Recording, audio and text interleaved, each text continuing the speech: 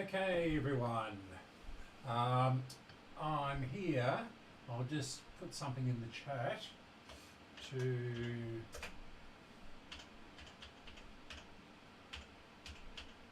show I'm here, and yeah.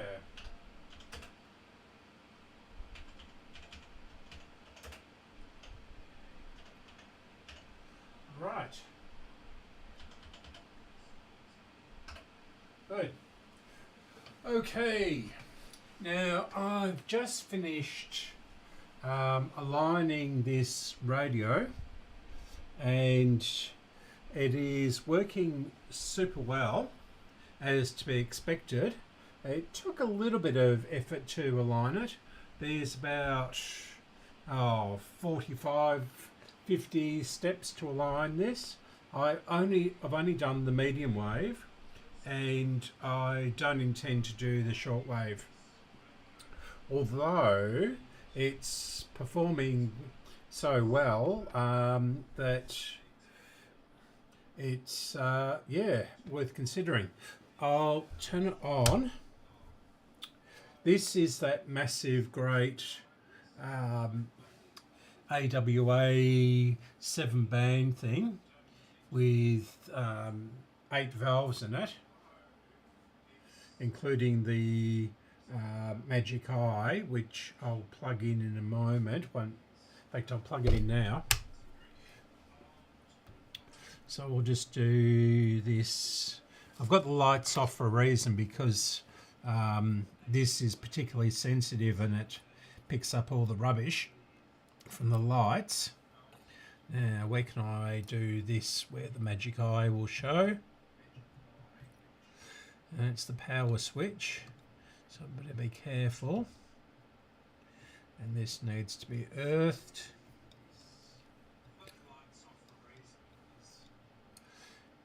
Yeah, I'll turn myself down in a moment. Anyway, I'll hold on to this because it's reasonably safe to hold on to the glass, I would think. So we'll turn it on, and I'll turn down myself, and we'll see how we go.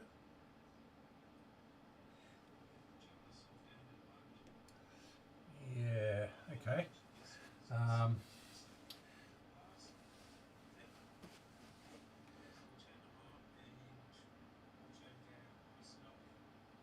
Yep. Okay, so I've turned myself down, and it seems to be working.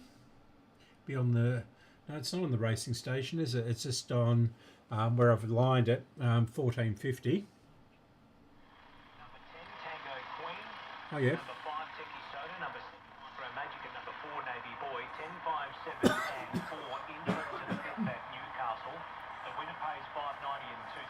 And is that one back to the other camera, and I'll be very careful with this because it's worth a fortune. And as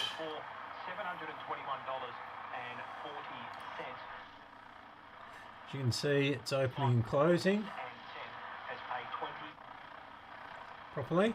Yeah, it's just not working in this room.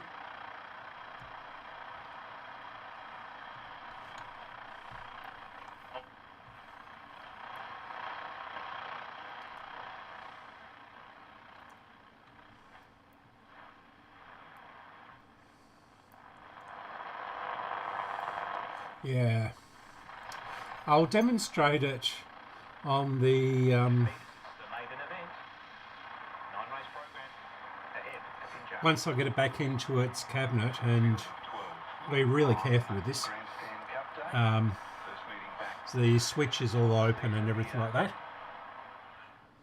Yeah. So yeah,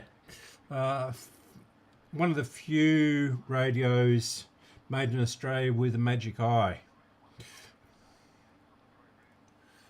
which is quite surprising, really. They were pretty cheap and conservative with their radios here.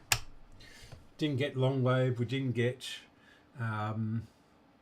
FM until 1975 effectively, and yeah, everything like that. So I'll have to be very careful disconnecting this with the magic eye on it. Yeah. Now it's got a big speaker on it. So I'll turn the lights on so I'm not working in the dark, although the sun has come out momentarily. Yeah, it's been raining the last half an hour or so. Yeah, on Friday night we managed to get 30 mils, so we're probably up to around about 40 mils in the last couple of days, which is about 2 inches or something, isn't it? Yeah. So you can see, bring you over to the other camera again. Yeah, colour of the fabric was originally this colour, and yeah, so it's got all mud all over it and things like that. It's got a big field coil speaker in it. It's an 8-inch speaker.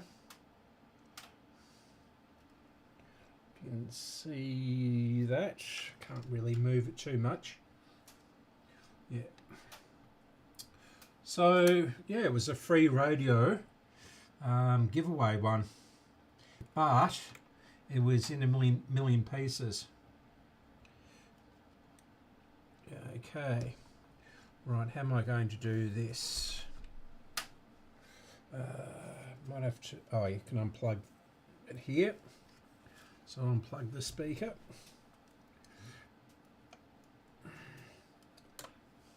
Yeah. So you can see the field coil speaker in it here. Later radios just had a big resistor. So yeah, and a permanent magnet. So instead of the dropping resistor, they had this, and this created a magnetic field for the cone to react to, and but later they went to permanent magnets. Okay, where shall I put this where I won't kill myself on it?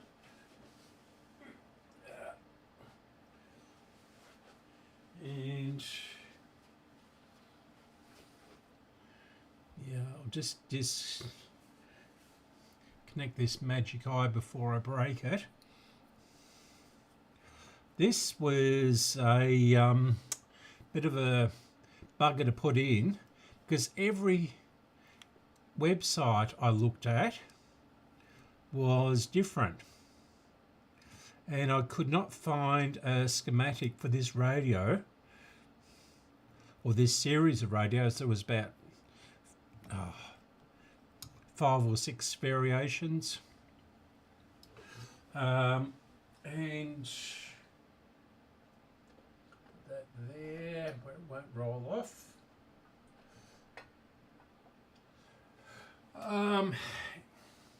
Yeah, there was lots of variations, and some of them were in console cabinets, some of them were in these sort of table things. So, and then there was 2 variations on these. There was the one with 5 knobs down the front for the tuning. That's no good, is it? This is too big. We'll try tipping. Oh, that's the other camera. Yeah, we'll do this. Oh, yeah. So, yeah, this is the tuning, and this is the band switch. And the band indicator is controlled by this cable, and you align it with this scale here. So yeah, and the mark for it is up here. But yeah, I think this is the slightly later one. The earlier ones had a tuning thing on the front and the band switch on the front also. They must be much harder to tune because this is quite nicely geared. So okay, I'll get this out the way. It's like winter here. It's been down to 6 degrees this afternoon.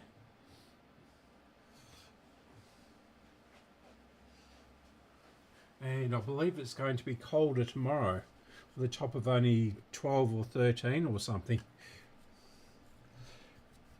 Okay, and this is very heavy. It's got a huge transformer on it. And we can see that transformer, but there's my hand, and it's, yeah, almost as big as my hand. Oh, where's the other camera? Yeah, so you can see my hand. So it's a big transformer in this. And it's extremely heavy. And then you add to that the field core speaker. And yeah.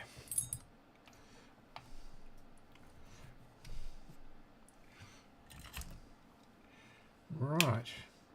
So I'll go and put this somewhere where I'll trip over it. In fact, I'll put it out in the kitchen so I can put it back in the cabinet.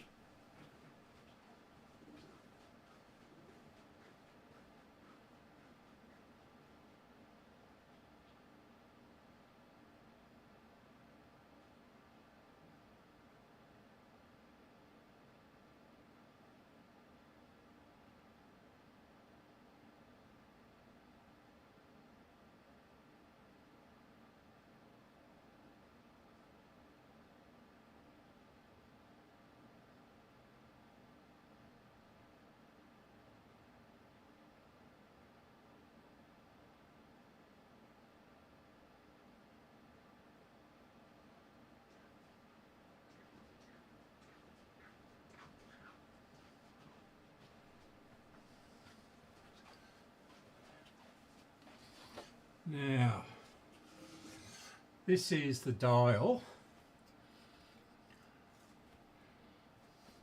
So it's quite a big dial. And the magic eye goes in the centre.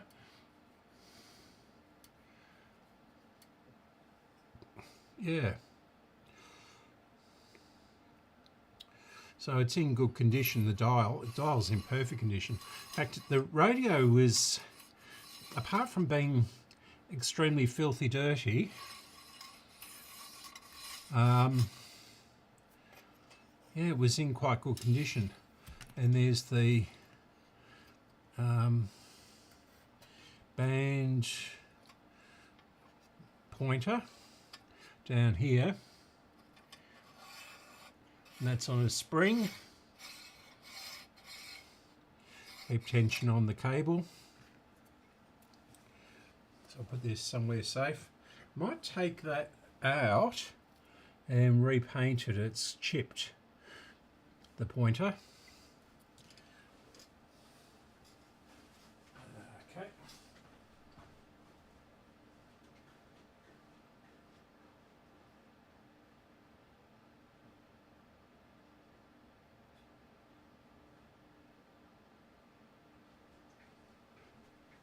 And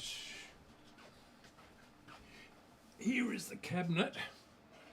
As you can see, it's absolutely huge.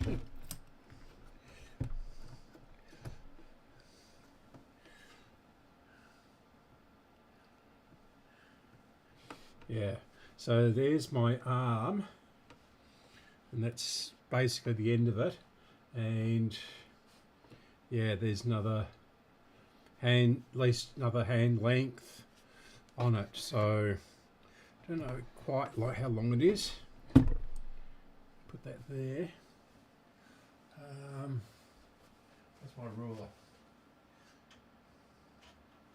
So yeah, that's a 30 centimetre ruler, 12 inch, and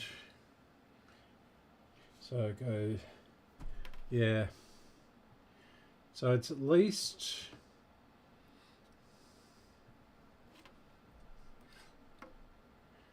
yeah, almost 70 centimetres long.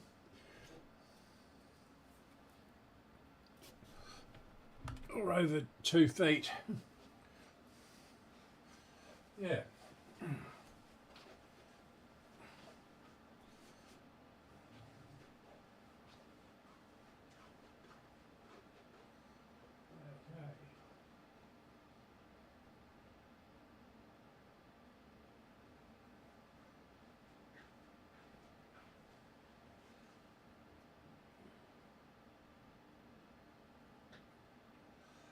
Right. So in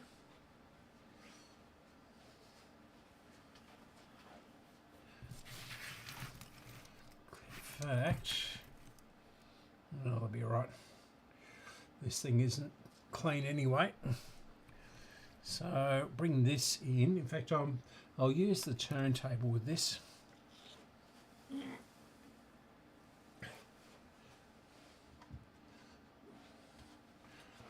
Be easier.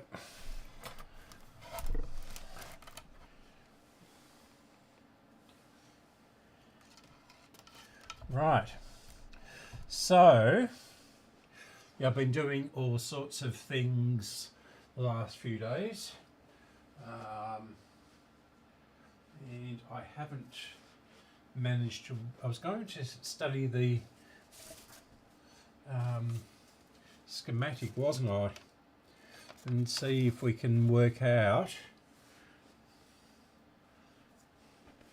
why the power isn't coming in. Just have a bit of a drink.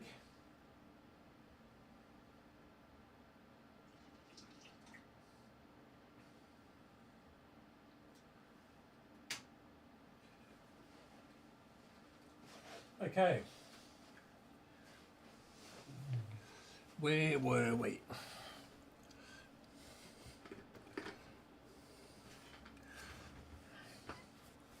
Oh, better turn this on. Right.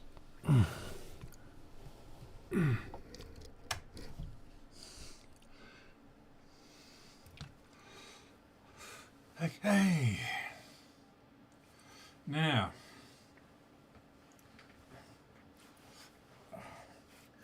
we won't need this for a little while. Won't be doing an alignment today, I don't think. So we'll plug it in and see where we were last week.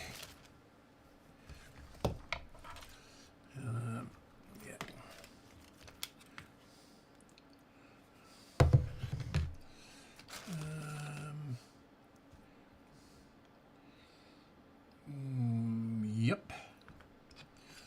In fact, I'll better log on to this computer because it's doing silly things.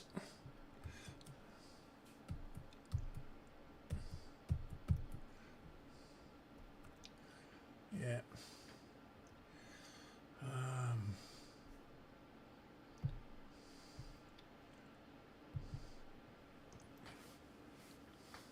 But it does work with the computer just switched on but not logged in or anything. But yeah.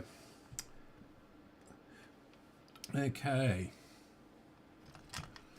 Right, so torches there.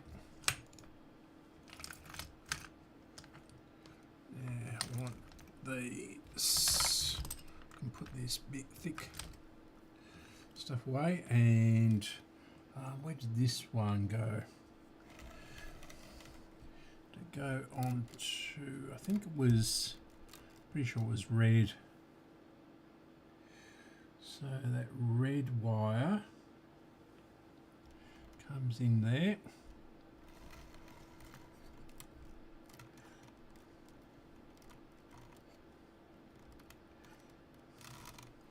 And the black wire goes down here.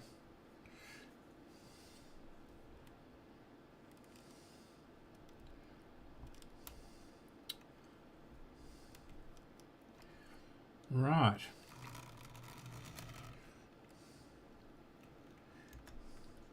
Stay on there. That's better. Not shorting anywhere. Okay. So, speaker.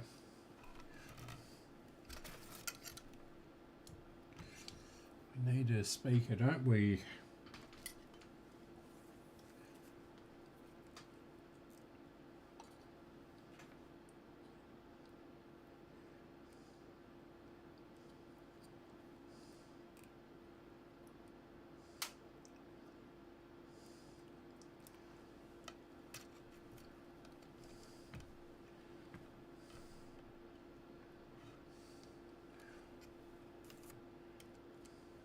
Okay, so that hasn't been touched since last week, so we're safe to turn it on. And I think, no. Oh, there we go.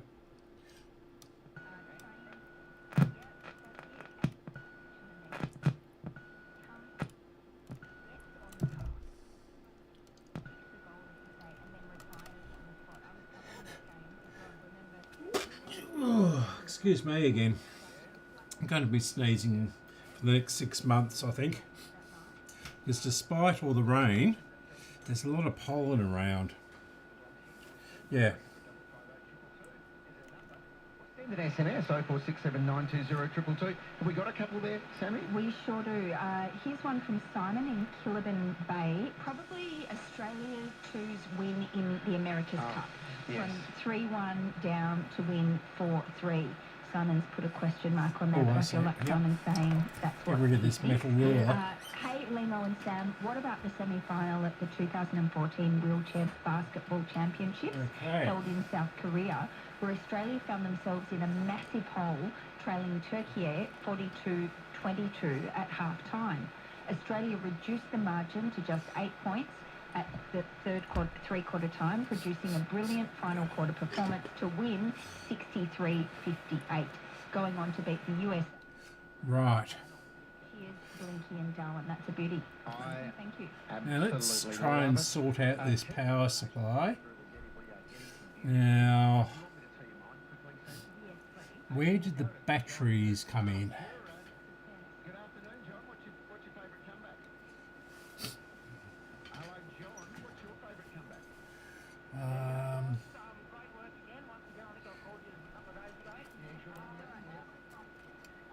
Right.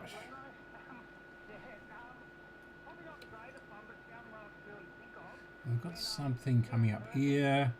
We've got...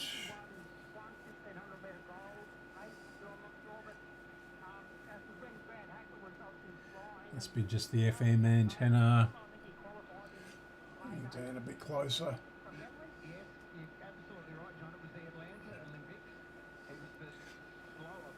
Yeah, this must be just for the FM. Now,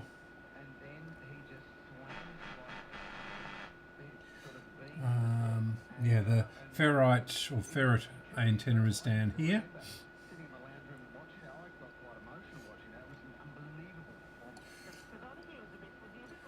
Let's turn it around a bit. Untangle all this.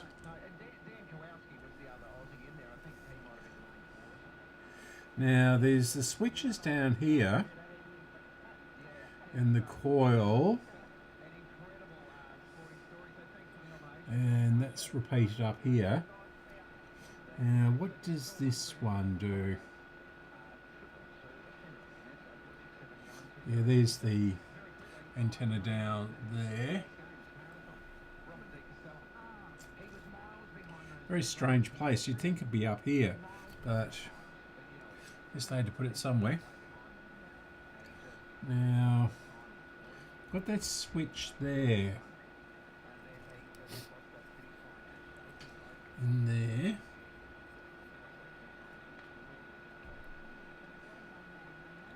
Or is that a switch or?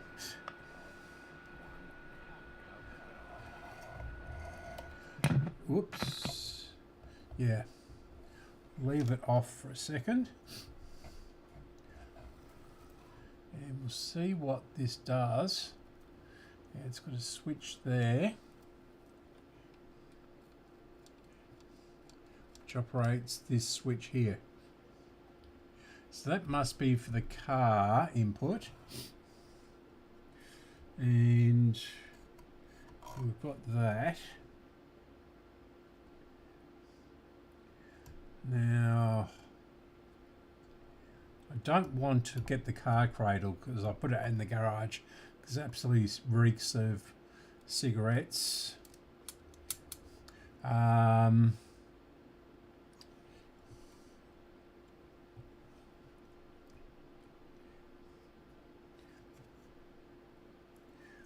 Yeah, okay. So, if I put it back on again, might see if these switches down here do anything. And we can get rid of these fly leads. That is still on.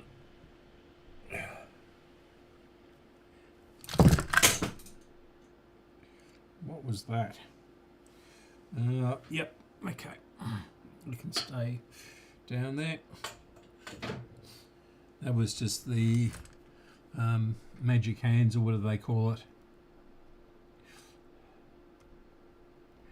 This jumper is sort of pretty, oh, in fact it's very old. I bought this in the opening sale of Daimaru. And it's one of my two warmest jumpers. Okay, so we'll turn it back on again.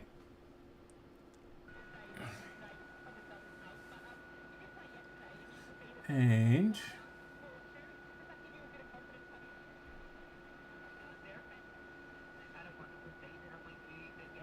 really had to bring our best game to get the results. I don't think these are going to do it very much because they're for the cassette deck.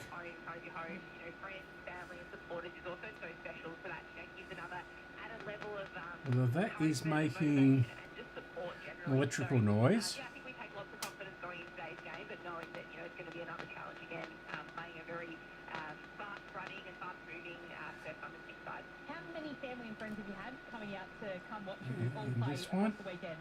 Yeah, first year Yeah. was so special, and I think it kind of the weather's a bit of a shame, unfortunately, but it really means a lot to us. It is connected somehow. All the elements and come out and come out. Right, so what I'm going to have to do then is insulate those. Years old, and there's so many of those wonderful community members, in the crowd as well. So yeah, really special supporter base here in Melbourne. What was the reaction when you scored a goal yesterday? I was pretty happy. I think everyone else was pretty happy. But yeah, no, it's always special to score a goal, and I guess we were only 1-0 after that stage too, so time of game. Yeah, probably made it even more special. I haven't played many games this season, so I had Bring it up my fitness and I've been well, scissors. so to get back out there and be playing, yeah, it's Oh, obviously shut really up. special. And Nothing worse than inane chatter during a sports break. Right. Let's get a little piece of this Nito tape, which in fact isn't all that great.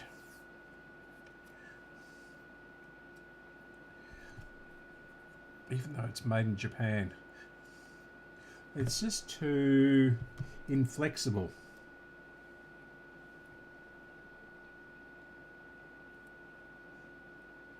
So we'll just do this.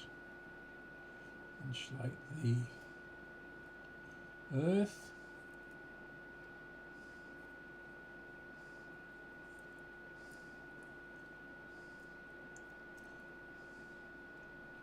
So there is a bit of the earth showing, but that's all right.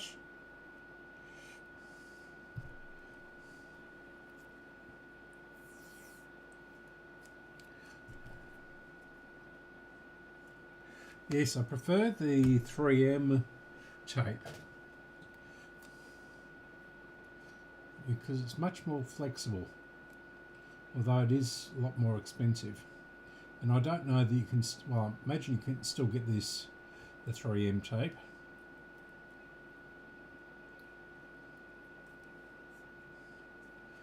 Right.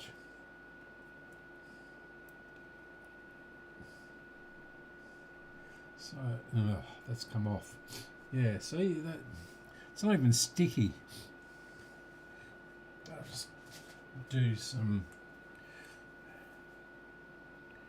painter's tape.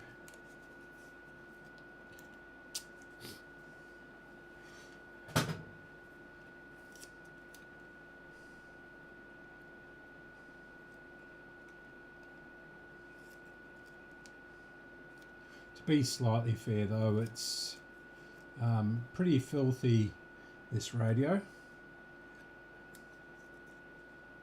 especially with the smoke and tar or well, it's not so much tar, but the smell of smoke is shocking. And I did spray this off with isopropyl, and it's not as bad as it was last week, but yeah, that's much better. Whereas this stuff, okay. Yeah. Right.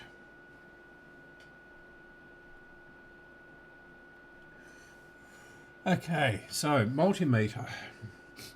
Now this one, where's the other one? Did have it just a minute ago before I moved everything for the AWA cabinet. Where did I put that? Oh, I'm always, oh, there it is. Always losing things.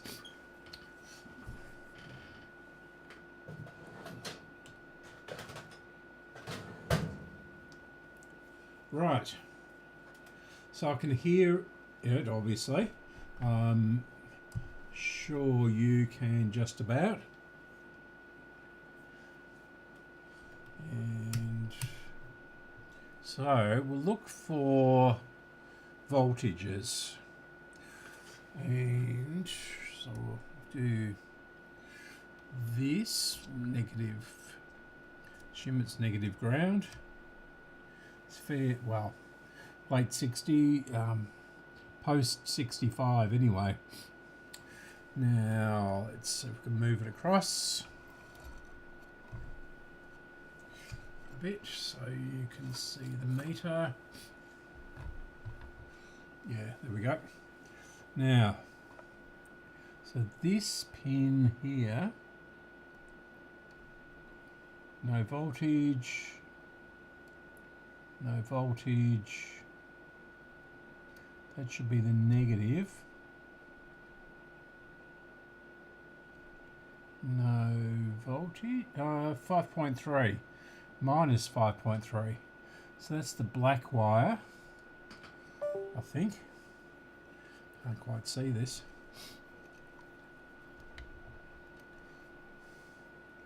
Yeah, it's going into this brown wire. And this coax. Where is it? It's not coax, it's just, ooh, interesting.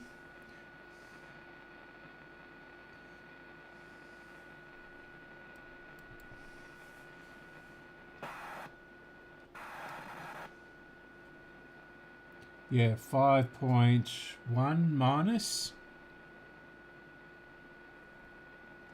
5.1 minus on these white wires.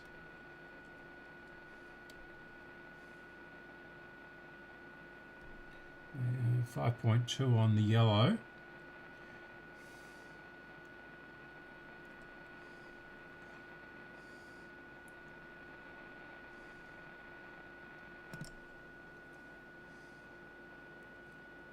Get onto that one.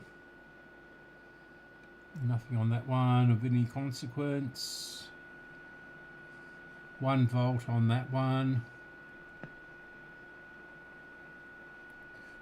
0 on that one. And that goes up to this switch. Yeah, I might have to take this connector out temporarily because I can't get to the bottom wires. I suspect this red wire is power. Okay. Yeah. Wish they'd had. I mean, later they put the colours of the wires on these diagrams. So we'll try and work out. Turn this off for a moment. And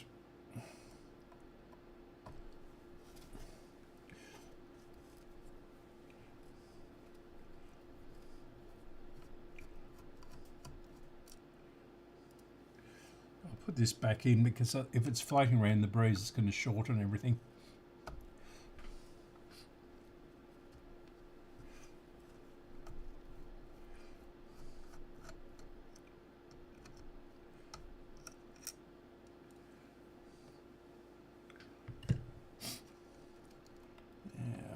Good, comes out easily.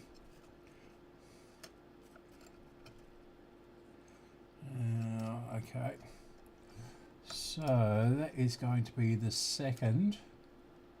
No, it's the third one. So it's going to sit up here like this. If I bend it, probably not.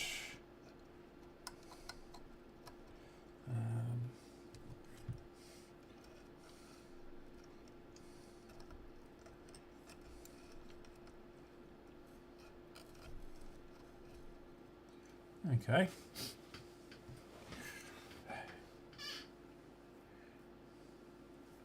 Good. So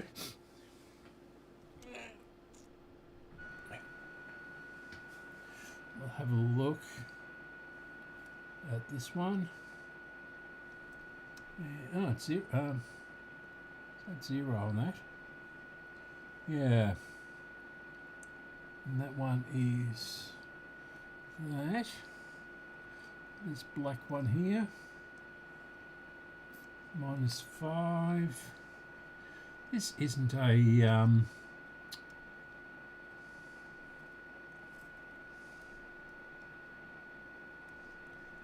is that one? Can I get to that one? Yep. No, that one's nothing as well. That doesn't tell us very much. I don't think this is a negative earth. So that's positive, and this one is negative, isn't it? Yeah.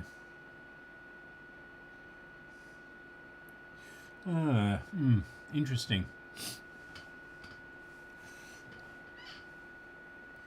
Now,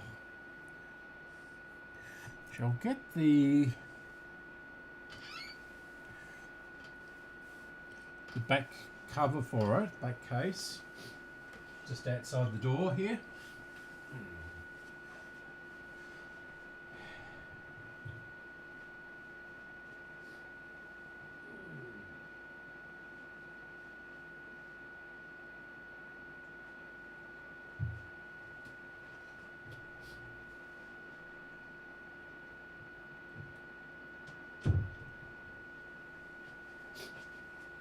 Yeah, this has got battery connections on it.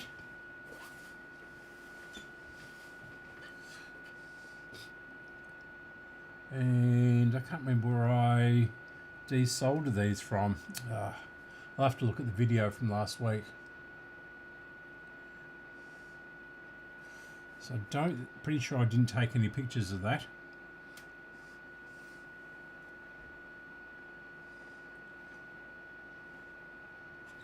Yeah.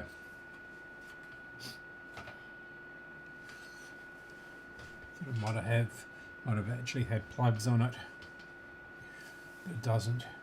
Right. Well, maybe they came off of there. So there's a red. Yeah, it looks like it's been soldered. We got 6 volts on that. No. So where does this come in?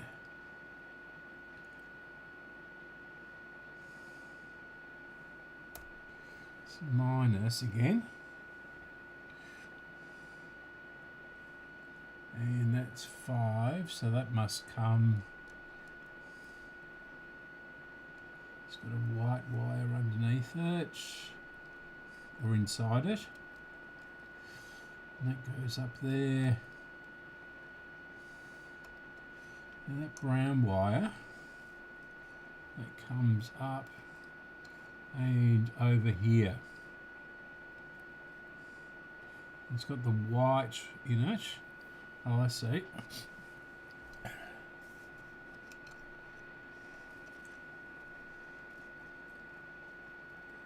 So that one comes in from there.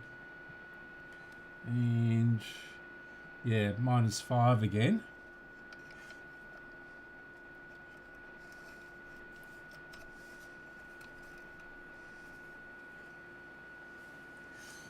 So that is correct.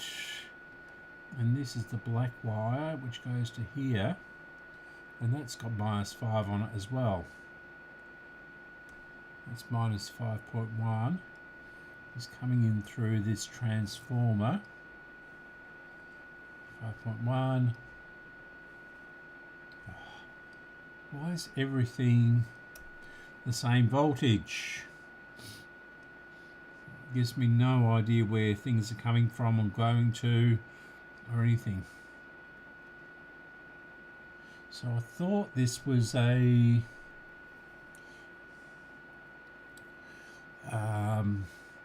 output transformer, but may not be.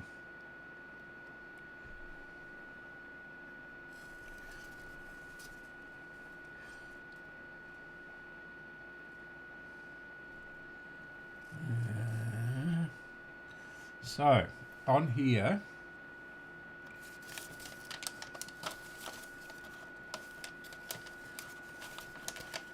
so our battery comes in here through that little input plug, and it goes off. External power, battery negative. So this one up here must be a negative. Polarity selector. But that's after that. This is in that car unit thing. And so aerial, earth,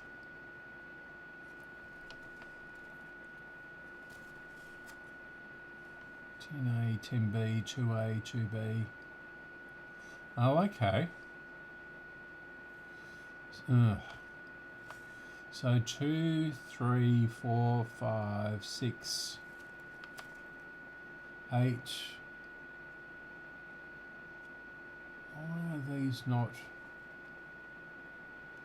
dial light?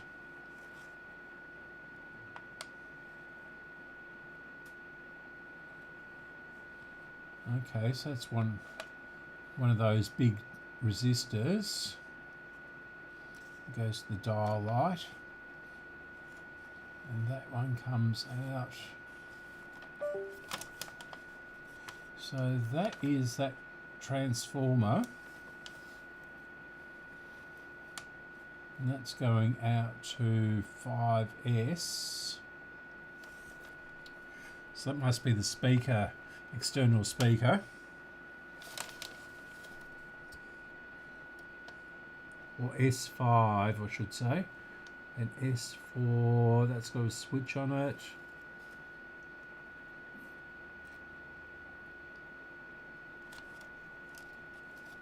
In there.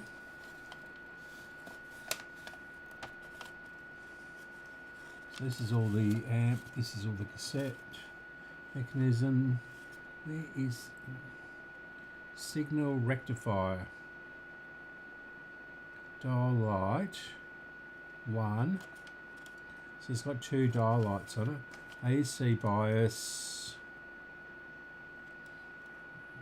AC bias power amp. Erase, that's the erase head. That's the record signal. Where are those big capacitors on this? It's the power amp. There's the tuning. That's the volume. This is pretty boring for you, isn't it? That's the playback head. It's the FM amp.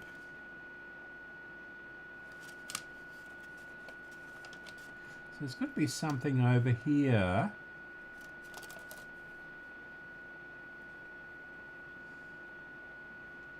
With that capacitor on it.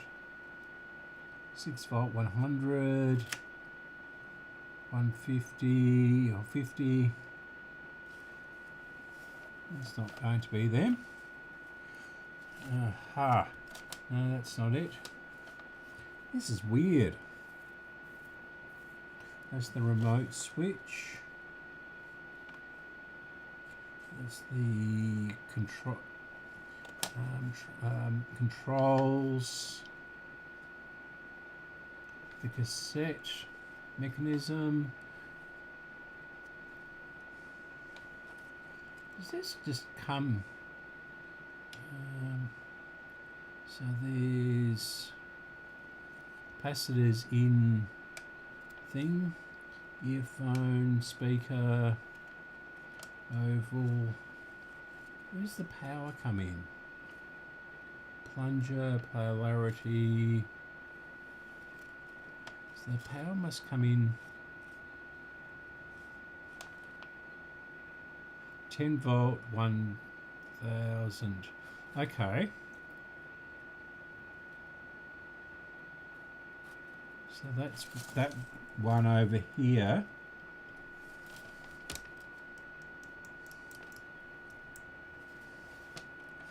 And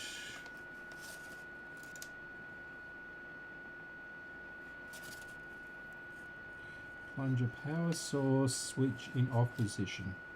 Switch 8.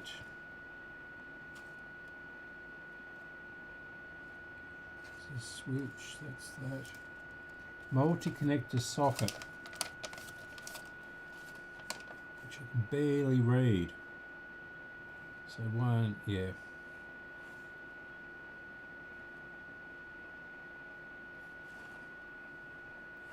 So, looking at this is number 1 end. So that might, in fact, does that go down? Yeah. So this lower switch, that changes the aerial. So that is the aerial socket. Well, not the aerial socket, but that's the aerial switch.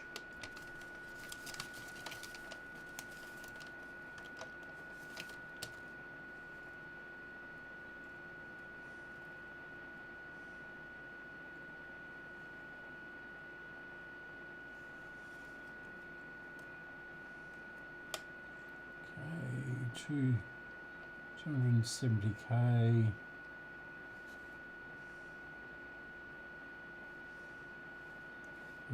That connects in here.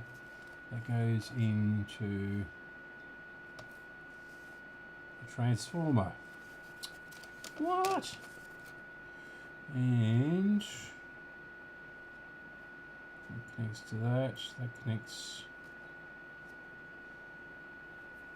So where is our antennas over here? And A. So where is A? Oh, I say A. So that is the antenna. Comes in there. And that's down there. So that's all right. And that should be what, this end of the multi-connector. This is so hard on your eyes to read.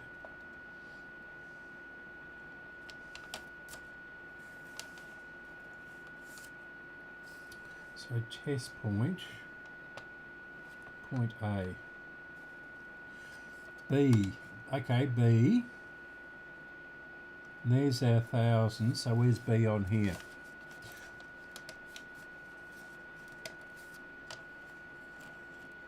We don't have a B. Have an A.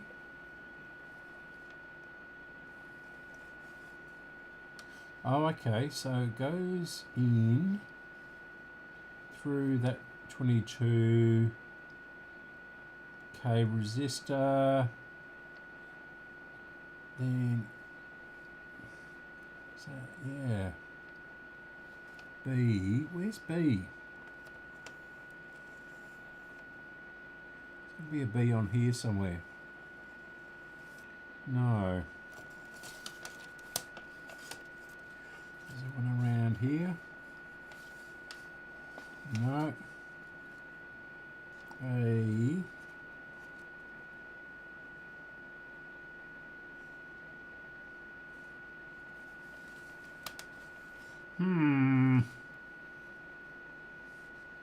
Should have done all this off camera, which was what I was planning to do. Motor, yeah. It's going to be a B on here. A and B, A.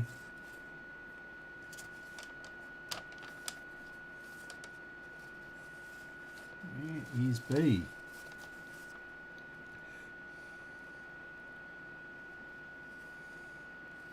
There is no B.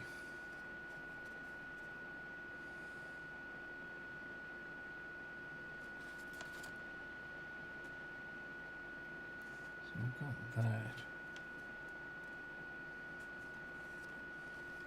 There's nothing going into B. So playback, these are all switches, plunger, power source. DC voltage measurements are taken with circuit tester 10 volt from negative terminal of battery, from positive terminal battery. So transistor 1 to 5 is negative, transistor 6 to 17 is from the battery, and tape playing position. Capital letters in the circuit show allowable tolerances, resistors, battery current, no signal, yeah, that's nothing. Picofarad, all capacitor values in microfarads. Okay. So I want to know what B connects to.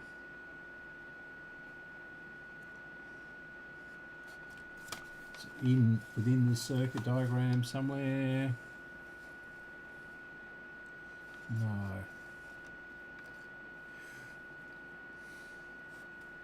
So it's got to connect over here somewhere. That comes in through that.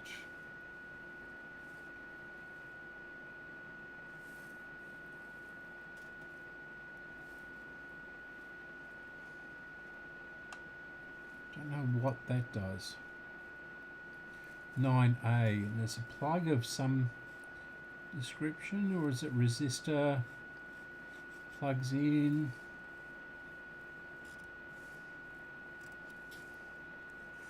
No, I cannot for the life of me see B, other than this point up here.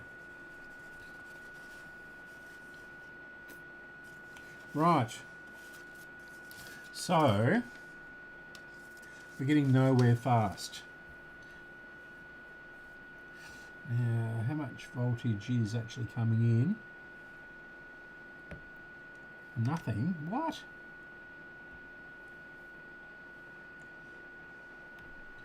Is it a negative? There's 6 volts there on the negative. I'm just wondering if it is a negative earth set. Not that it matters so much, but we've got up here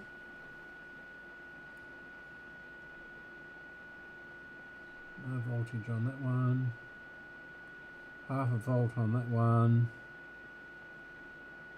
and the inductor, nothing on that inductor.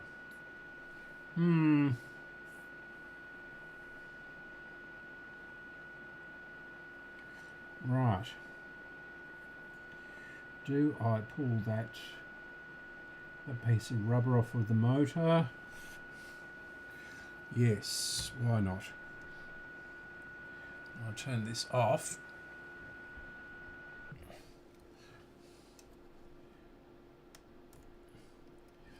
Right, that is...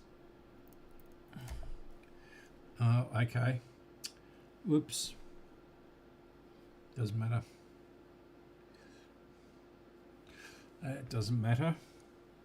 Right, that gives us a bit of a clearer view down here.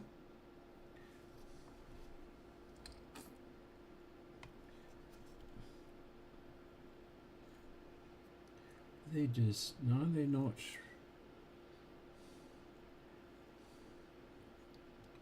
And that is going to that. So that's the red.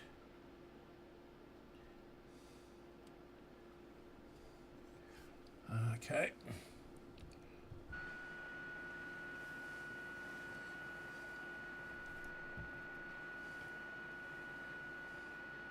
Now we're getting, that is on the black.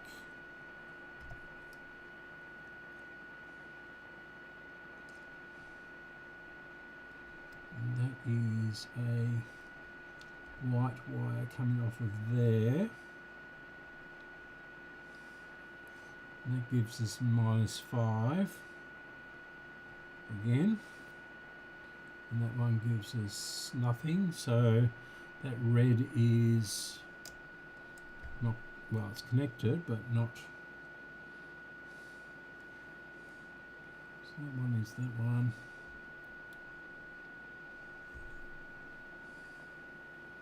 It's not connected to anything.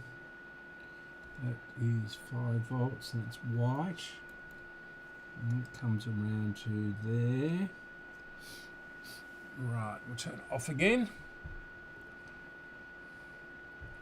I can't see the switch.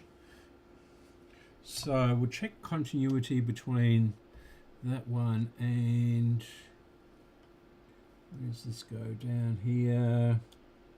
This one.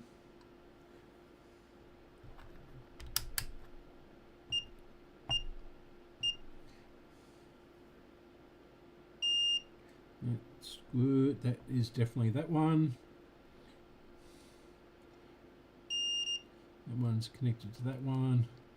This one is connected in down here to this brown one. And that's that white wire.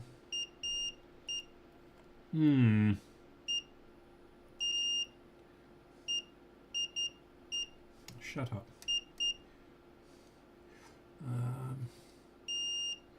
Yeah.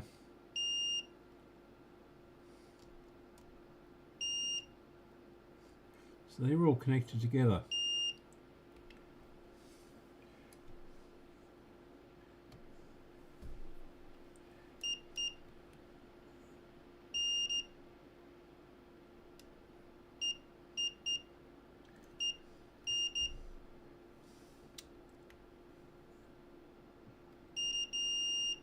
So that seems to be the white wires, the ground. But there's a white wire down here,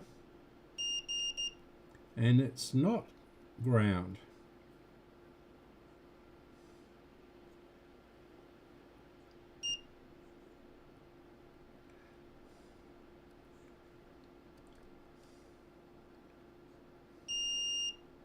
That blue wire is connected to ground, and yeah, that is. So that's our wiper.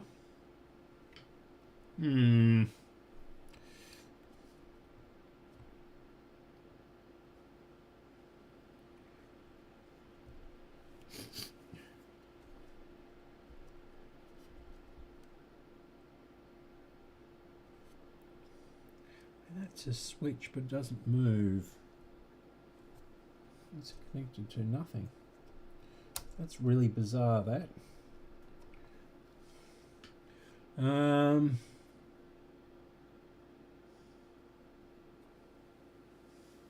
All right. Now, this looks like the...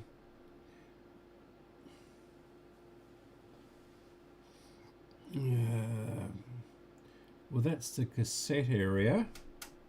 Then we've got the amplifier over here, I suspect. It's there. Yeah. These are all waxed up. Got wax on the top of that one.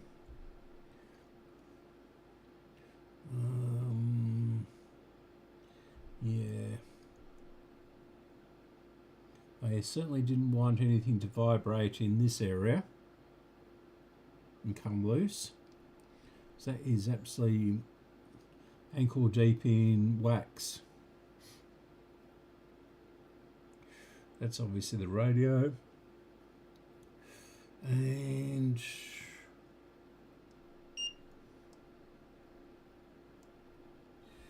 yeah. So this is the band switch. Oh, I see.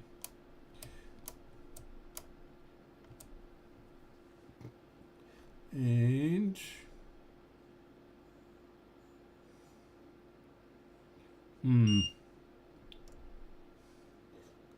coil on there.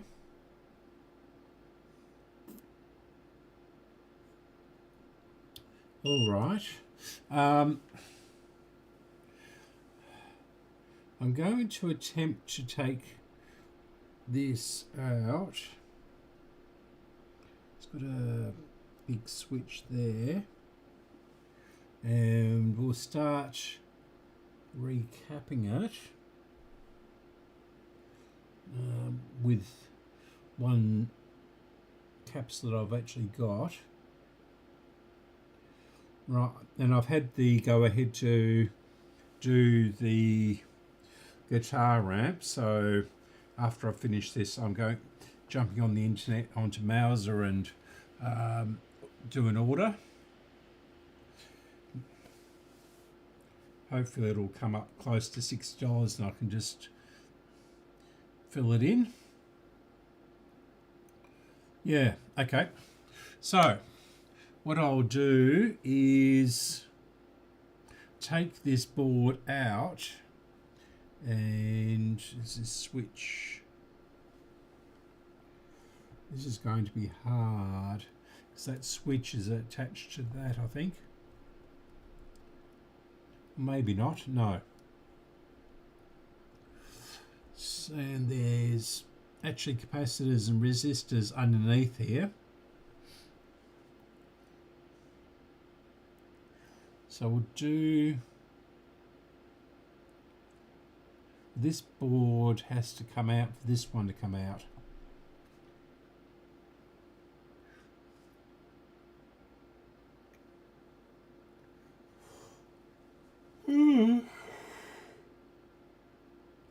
Excuse me. I'm either yawning or sneezing these days. Yeah. Now there's a couple. No, must be the amplifier down here. They've got heat sinks on them, and I thought they were the output transistors. But yep, down here we have a big block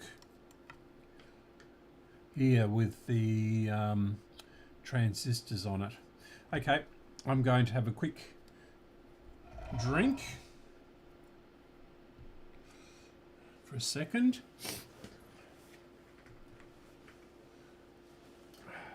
I always make a cup of tea and then it goes stone cold. Okay. Oh, it's raining again.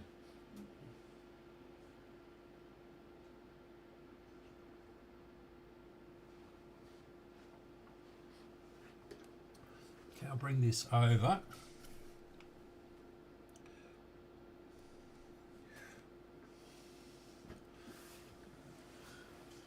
So I don't forget about it again.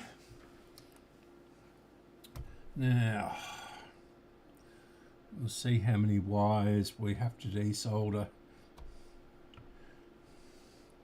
to get this board out. Take this out.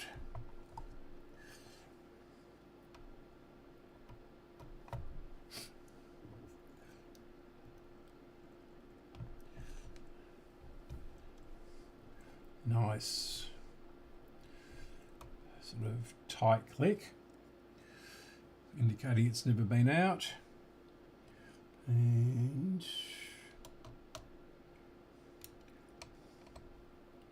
fact, what I'll do is I'll take this screw out of here. It was nice and tight. Well, it's got glue on it, that's why. And there's our output transistors, push pull.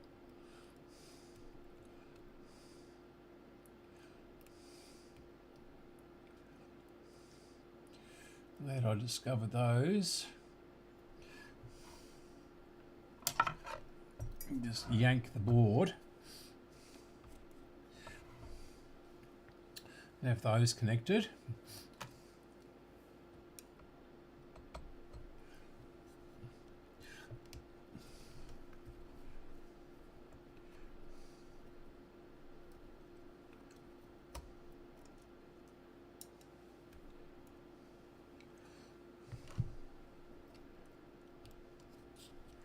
Is this going to come out? No. Oh, there's another screw down in here underneath all these wires. And that is going to be impossible to get to. Somehow or another. I'll do it though.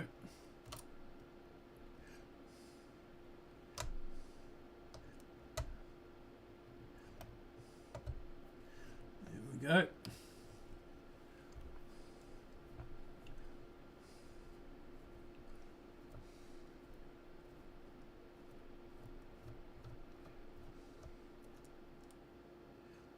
This one.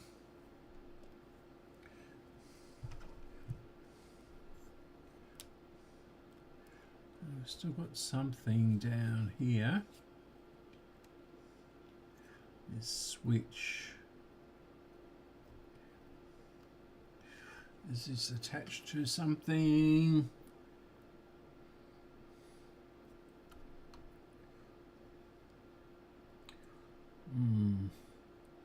It's attached down the bottom, and it's a small slot.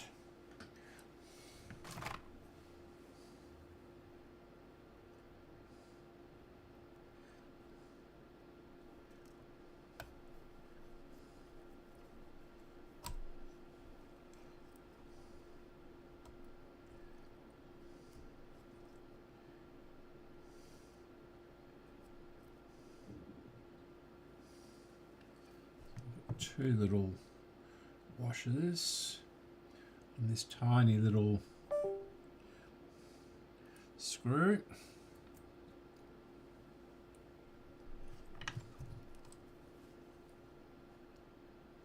And they were so much more advanced than the local companies, weren't they? I mean, Grundig tried to compete with the satellite series of radios, but yeah, so put that over there, put this screw back in it,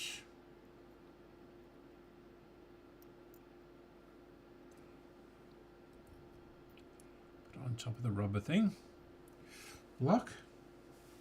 Another rubber block there, but that's not in the way.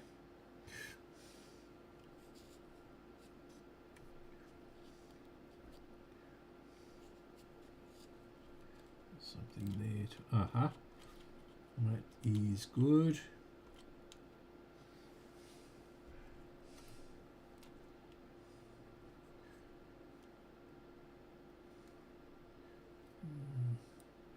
Why is that? Oh, it's still attached to the capacitor with glue. They really like gluing things, the Japanese.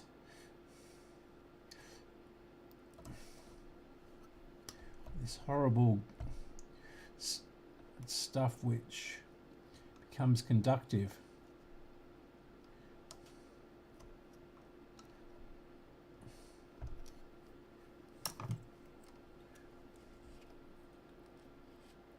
Right. Can we get it up any further than this?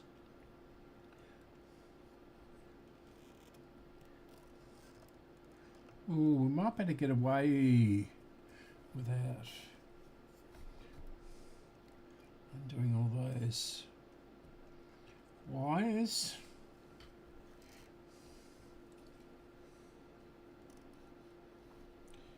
Yeah, caught down here somewhere. Oh, I've got that capacitor underneath. Got a couple of capacitors underneath, and they're failing up, turning up.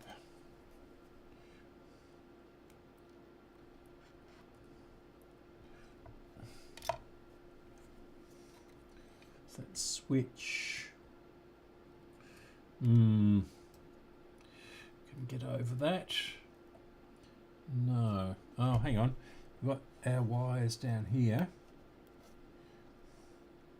Now, if we can get those wires out of there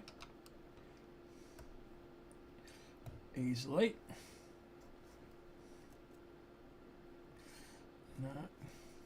It's moving, but we need to bend this up a bit. It's been crimped down.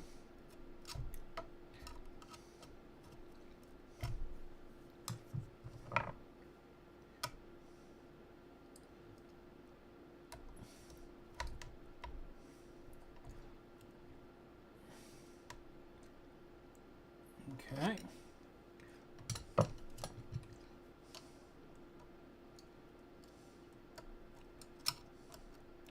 It's got a plastic sleeve around about 3 or 4 wires. It's sort of moving, but it's under tension.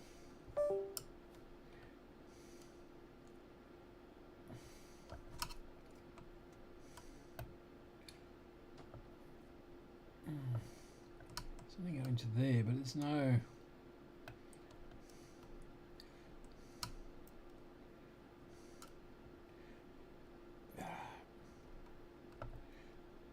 I can bring this up a bit more.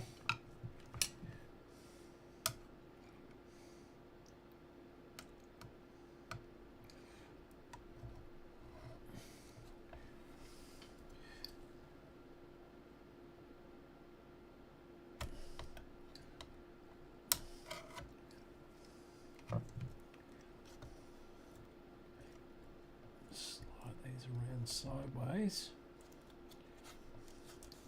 Put that over there.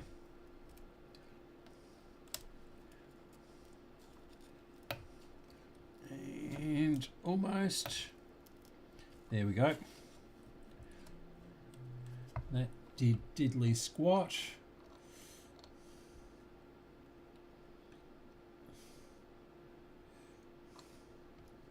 I don't want to move that switch, undo that switch if possible.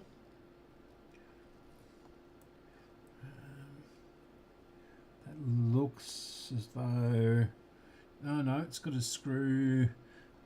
It's got those little screws on it. Where am I going to get those back in? Well, I can get my fingers down there. Maybe. Certainly that one. And yeah, I can probably get those. If I can get this out without losing that tiny little screw.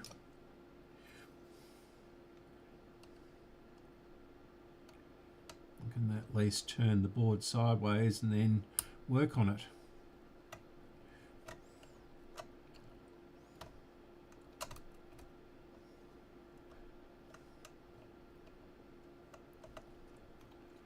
Yeah, that one. And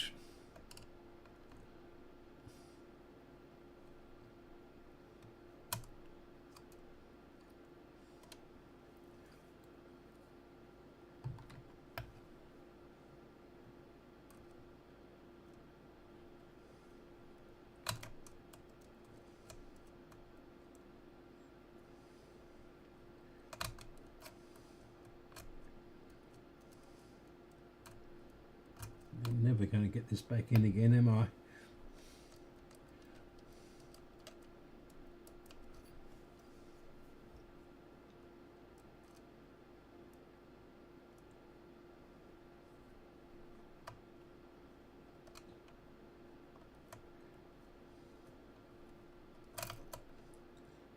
Okay, that's the screw, one screw out. There's the easy one.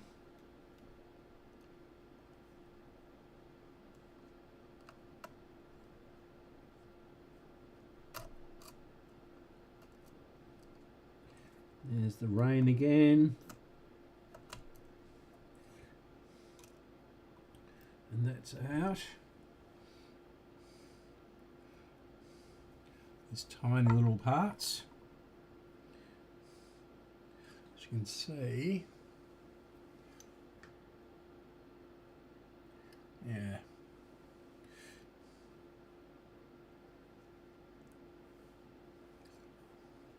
So put that down there and lift this off.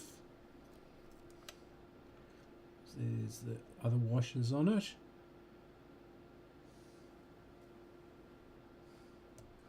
Yeah, where's the other tiny little one? Where's that gone? Oh, I see. And which is the, where's the green one? Oh, it's really bucketing down out there. Don't know whether you can hear the wind.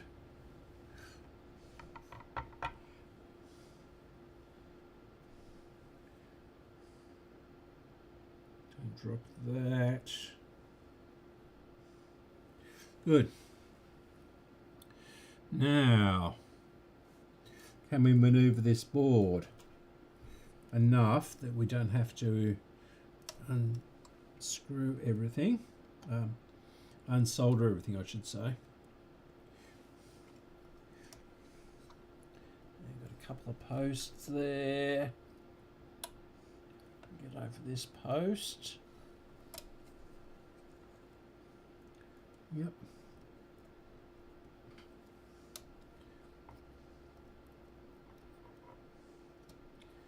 Didn't make it easy, did they? Now, actually, can I?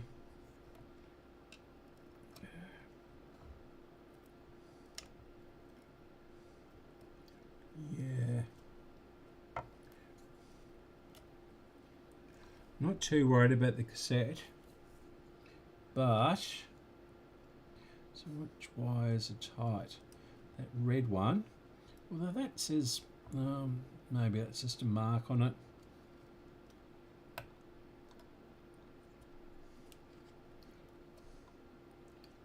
Okay.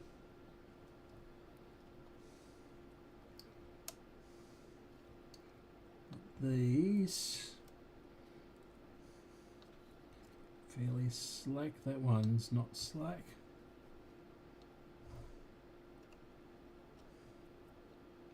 Where's the tension? Oh, okay. Goes over the other side.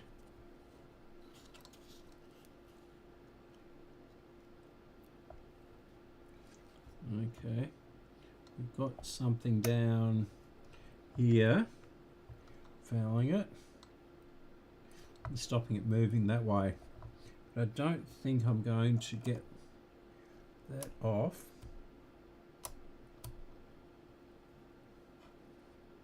So that looks like a part of something. I mean, it's nylon.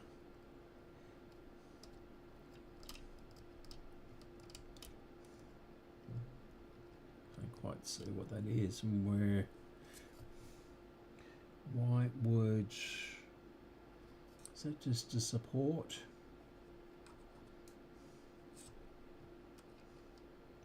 It's like just a support or something. It goes through to the other side. Not where I can get it though.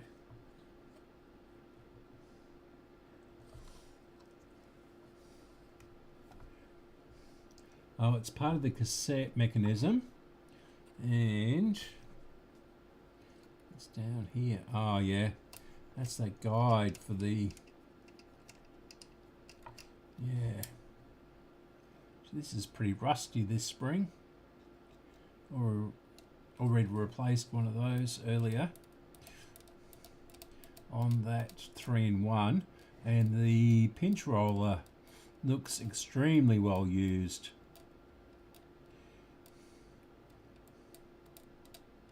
Well, it doesn't have any flat spots or anything in it. Yeah. Okay. Don't think I can do much with that.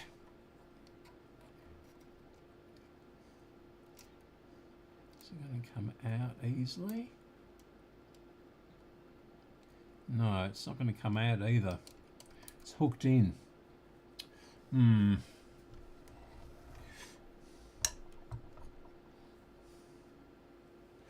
Right. I can turn it around a little bit. Don't want to break that though.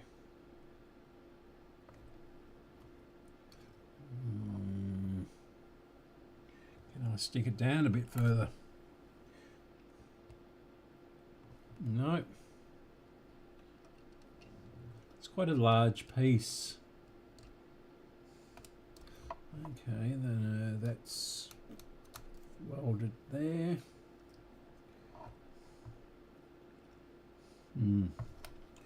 Wish they use plugs on these, and they did later, but if that can come out.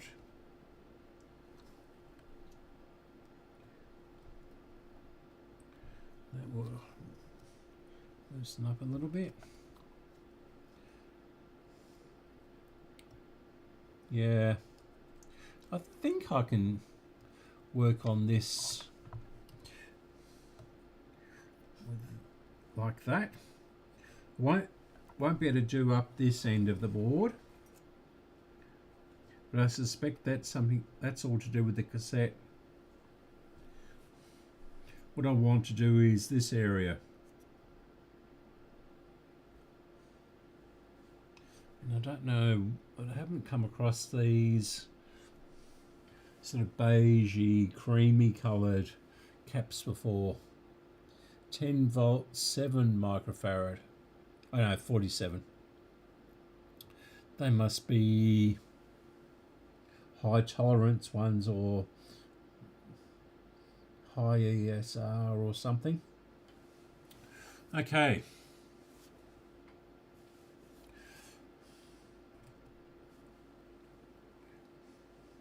Right.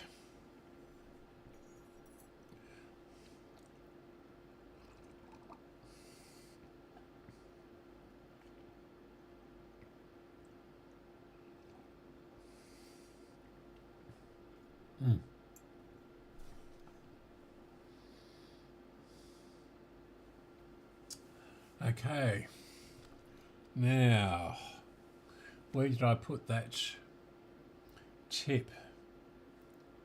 I got a new tip for the soldering iron. Oh, here it is.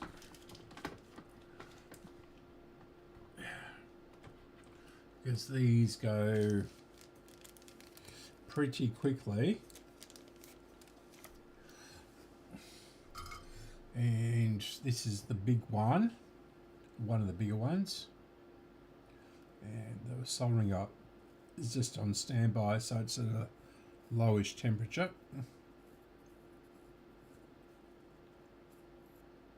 Oh, okay. So the plastic thing has gone on that. Okay. That's where I hit one of those black tar capacitors in the AWA.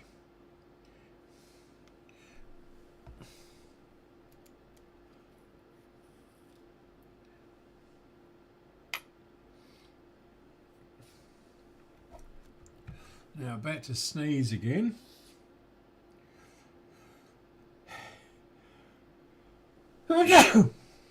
Excuse me.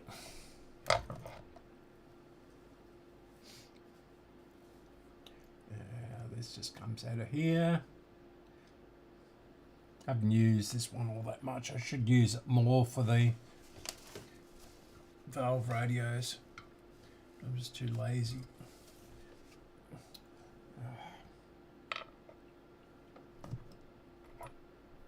Ow, ooh, ow, ow. That is bloody hot. Wasn't expecting that. Oh, it's crept up to 200, 250. Well, that's not very good, is it?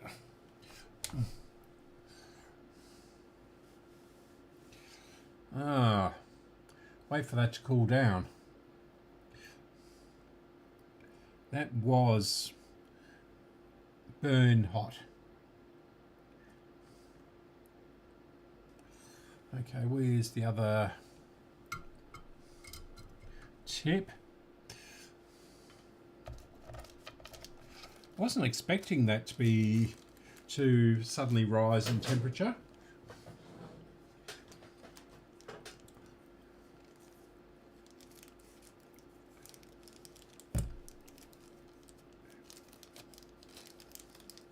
Now this isn't quite the right tip. They didn't have any. These were the last tips they had in radio parts. And not enamoured with radio parts anymore.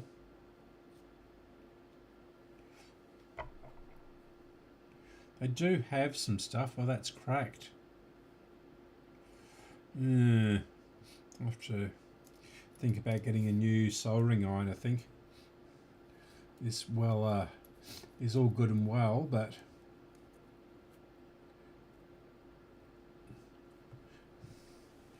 it's not.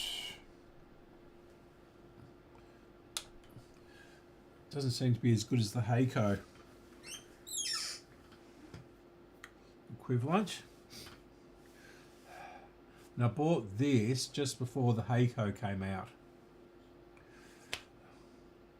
Or I couldn't get the Heiko in 240 volts or something. So both came out roughly the same time.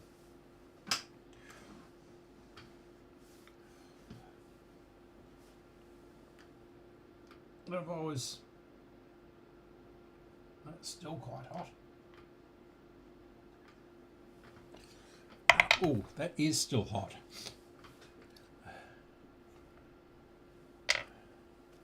Okay, we'll let that sit there for a good while.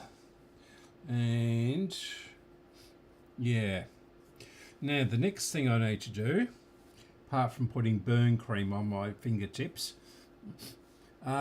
is to get that wax off of there. And what's the best way of doing that? Obviously with the heat gun, but where's that going to go? Okay, I'll go and get some paper towel. Is there any here? No. I shall be back in one moment, and I'll go to the toilet and do those things. So I'm having a 5-minute break. So I'm going to put on my new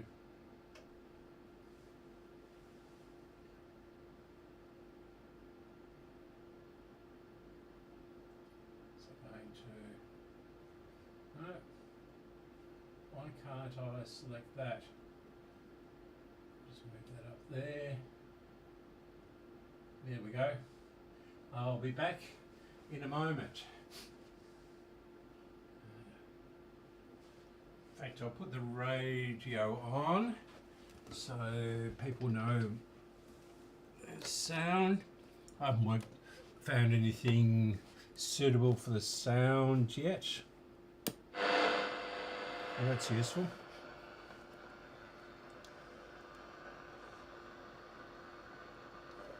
So we'll go down.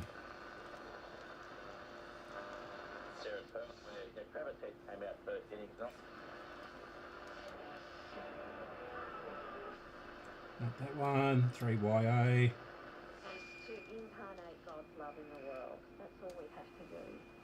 And I have experienced that so strongly. I'll be back in a couple of minutes. The people who've formed me over the last 50 years, that I can hold on to the sense of God's love being active and present within our lives. But that is very, very different from a God who intervenes miraculously and sets the world at order. And so I think that the moment that we go to a God who embraces and enters into human life in all of its beauty and its horror, we have to relinquish the notion of God as a powerful king. And I feel really liberated not having to deal with that anymore.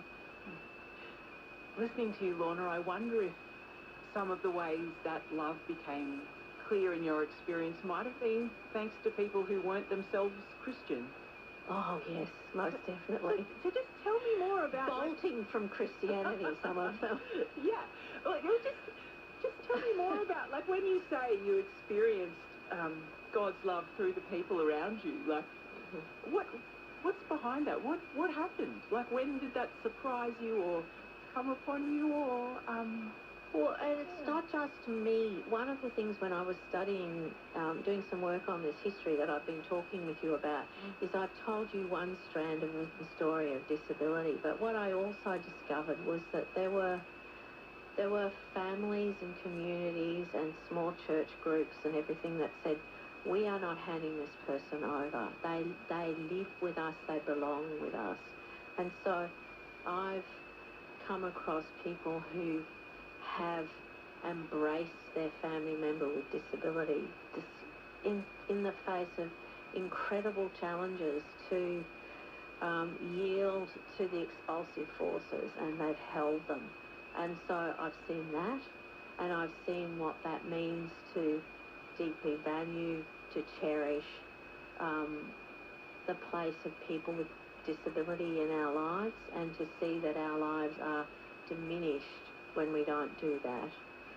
And so I think that's one part of it, but also because I've been involved in disability advocacy and disability policy circles, it's the acceptance that I get from other disabled people, which is so wonderfully reassuring and valuing for me. So I think wherever I see people who hold people with value, who respect dignity, who strive for rights, who are open to what it is that the disabled person can reveal to them about the nature of the world and about humanity and about our place in all of this. Doesn't matter what language they use, they can call me anything, but it's when I see that I think that we're engaging in what Carter Hayward called Godding, the act of loving that is God. How's that for a term? Godding. It was coined by Carter Hayward, who was an American feminist theologian and priest. Okay, Describing back. acts of love that make the difference. Sorry about the religion.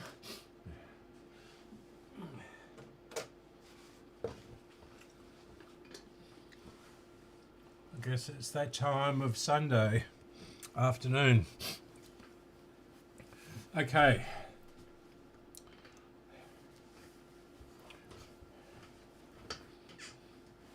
So I've had a couple of mouthfuls and we'll see how we go by putting these under here. We can get it under there. So there's posts and all sorts of things, screw posts, which are welded in. Can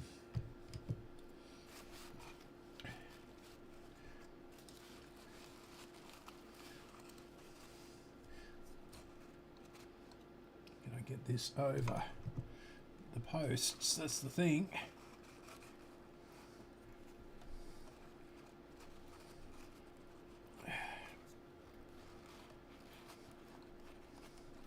It's not easy for some reason.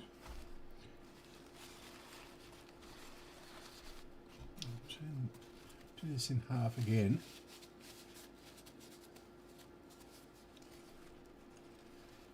Is that going to work?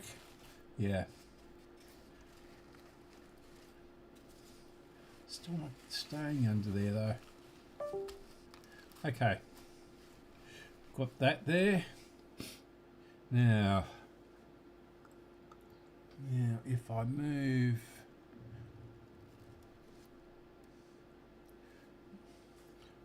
that transistor so it doesn't get hot and stuff, but hopefully the wax is not so solid that doesn't move without a lot of heat. And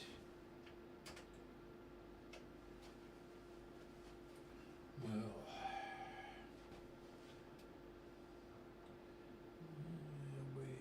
which is the right down here.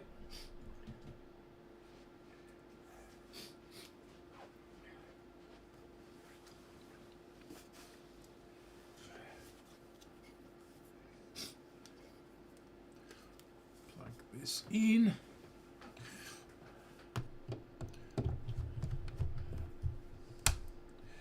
And I forgot to plug my phone in. At the moment, so I'll do this capacitor first and see how much heat needs to be on the. Oh no, it's melting away. Good.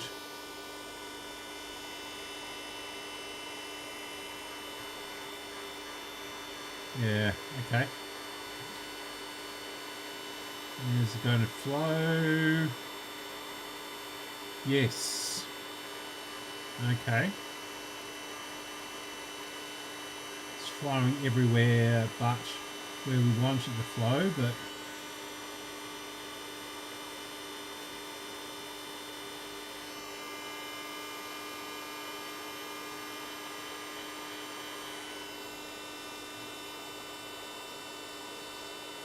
there we go.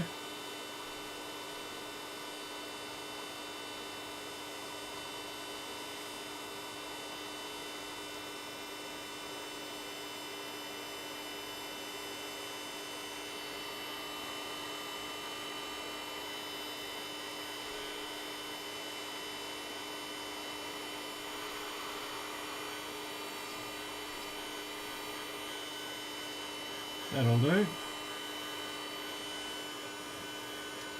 Around here.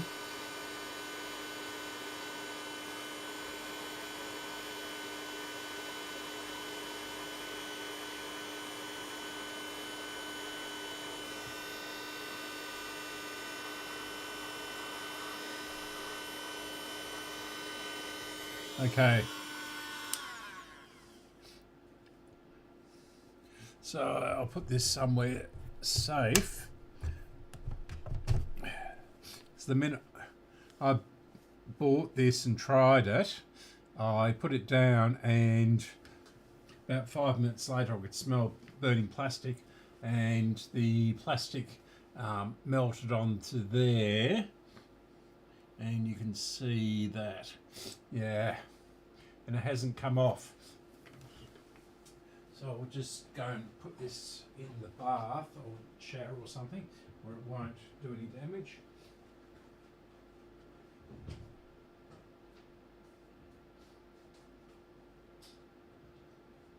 Okay.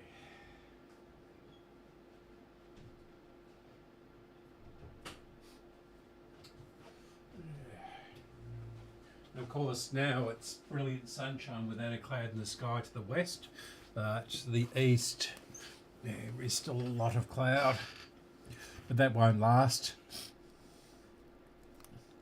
Now, that was quite successful. So there's all our wax.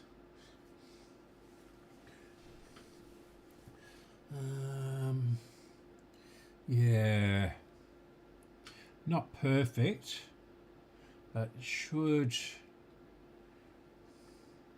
stop. In fact, I missed up there, didn't I? Bugger. Might be able to just get that one out. Now I bet you we've got some 470s in here, which I never got from RS. Yeah, that's a 470. Yeah, there's quite a bit of heat on these components. What we should do,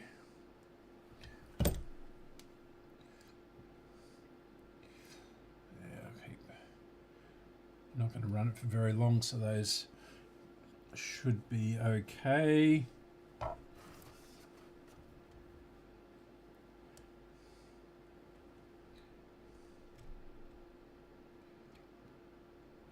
Actually,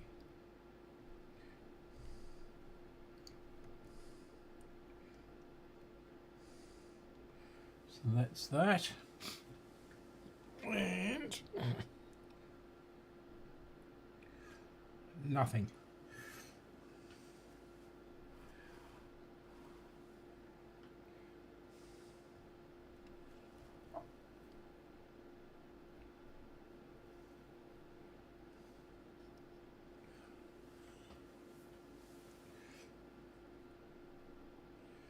Okay.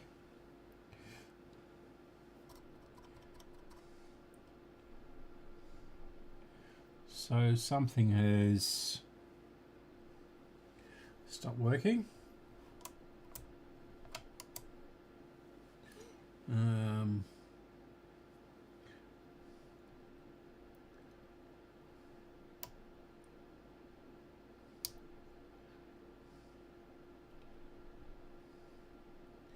Didn't like the heat, did it?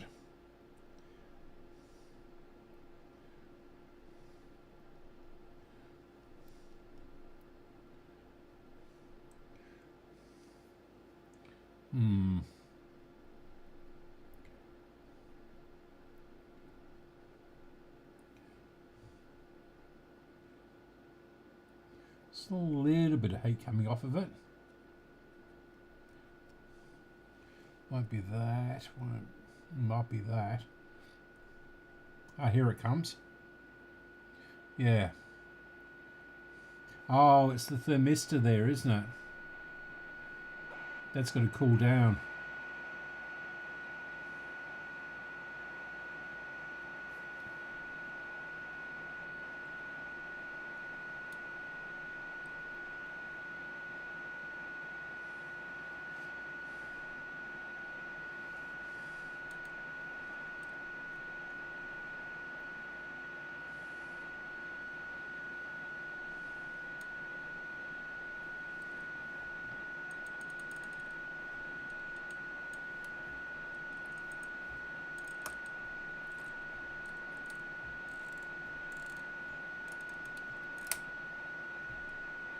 I like the way it does that.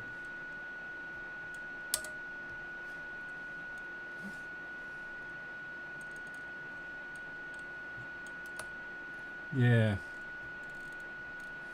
I think we've damaged something with the heat.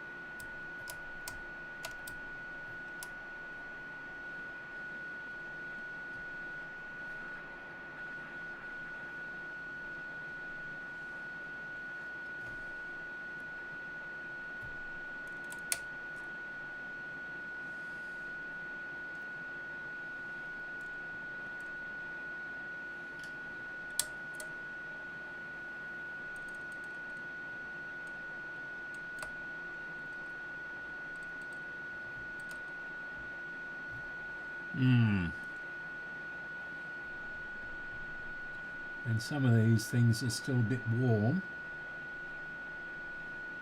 So maybe it'll come back.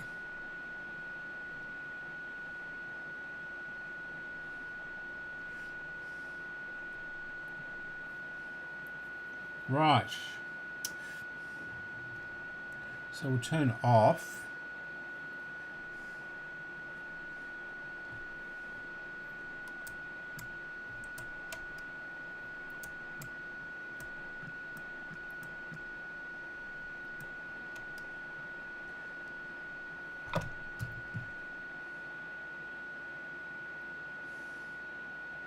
And we'll start recapping it.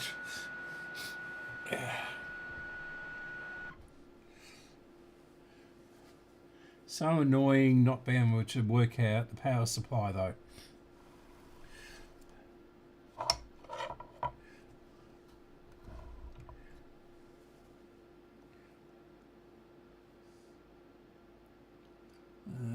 Yep. Okay. So we can't do that one. We can do this one, which is a 220 at 10. They 220s as well. That's a 220. That's a 220, I think. I'll have a look at that once we get this one out. Okay. Let's see if we can at least do this part of the board, the caps. I'm going to leave these in here. They're 47s, aren't they?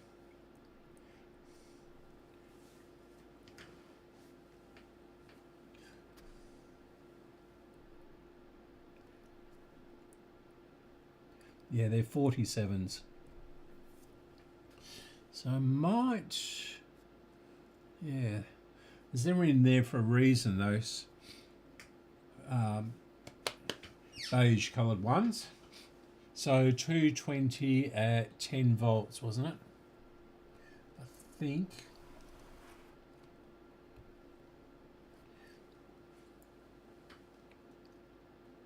That one's a 6.3, this one's a 10. Doesn't matter.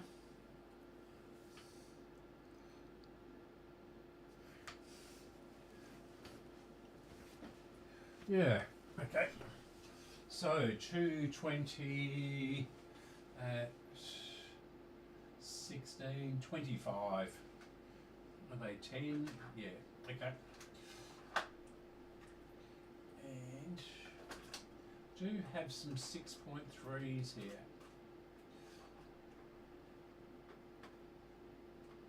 Well, they may as well be 16 volts. Yeah. It's much smaller than the original ones anyway.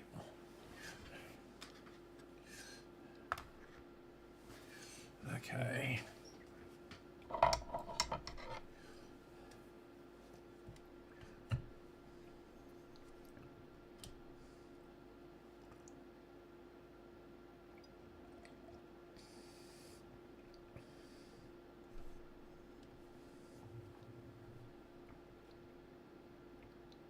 Right.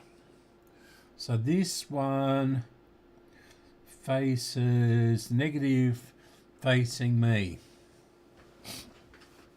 Negative facing me, and it's clear to the edge of the board near the blue thing.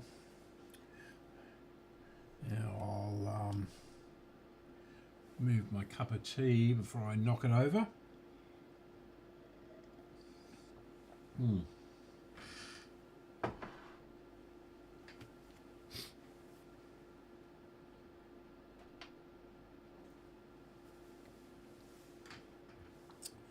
Okay.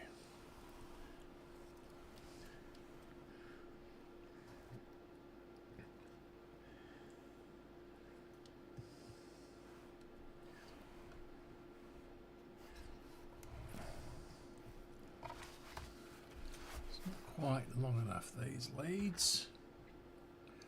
Go over that. Isn't going to give us any more room. Sorry, did I knock that? Right. So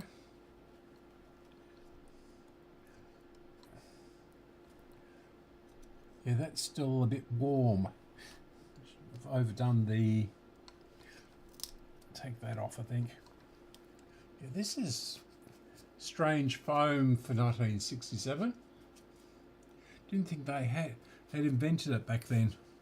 Although, I guess things have been around for a while. Now that was here. This is going to be difficult, isn't it, with all these wires? Bound to burn some of them. That one. Yeah, if that's fallen off, so we'll take that over here. Now, if this wasn't here, in fact, I don't know if I can move it over a bit this way, get around that. So this is a bit freer now, that foam is out the way. Almost. Yes. Have to be careful though. That's not strong enough. I shouldn't be using that.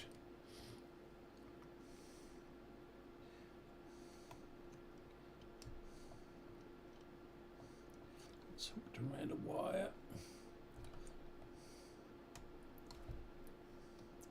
Well, that's a bit better. In fact, that's a lot better. As long as I don't break this nylon piece down here.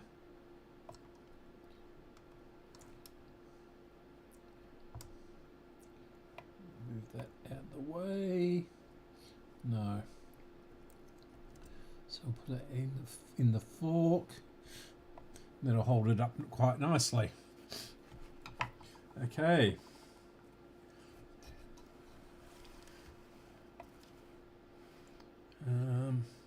So it was this one here.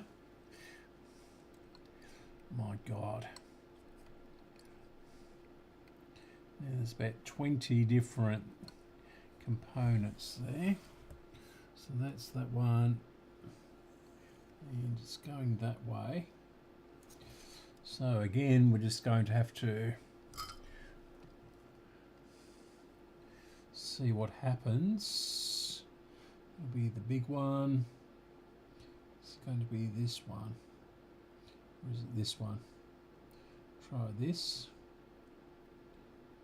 Yep, that's it. So we'll bring the soldering iron down from the ridiculous temperature it is.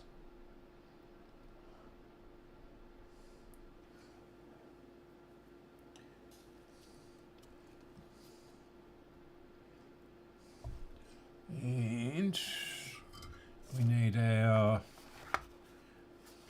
solder thing, don't we? And where did I put those? I cleaned up the other day. Yeah. So that's all good.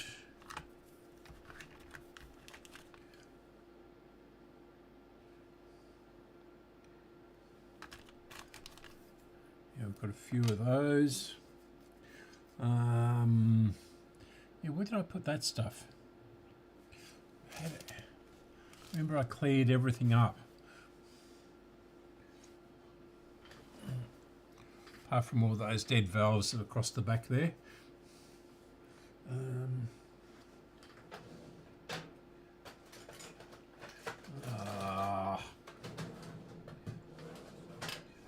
in there.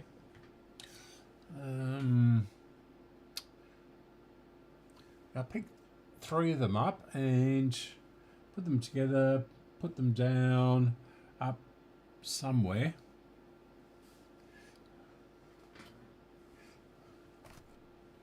And that wire can go.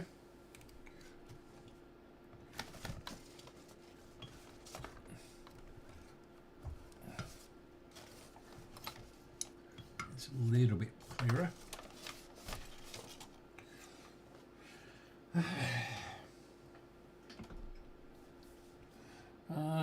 Where did I put that? It's not there.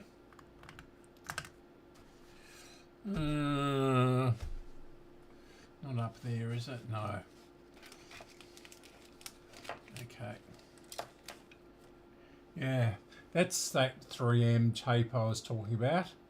1610 vinyl plastic electrical tape. So Temflex, 3M Temflex, 1610 vinyl plastic electrical tape. 1,000 times better than the Nito tape. The Nito tape is just too much plastic. Not flexible enough. And not sticky enough either. Where did I put that solder wick? Not there.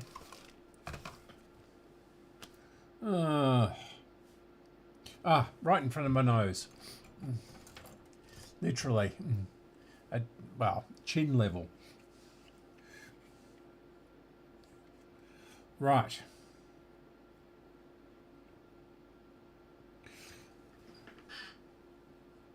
Here we go. It's only been 2 hours since I started this stream. And yeah. So that one down there. And I think it was this one. So it'll be that one there.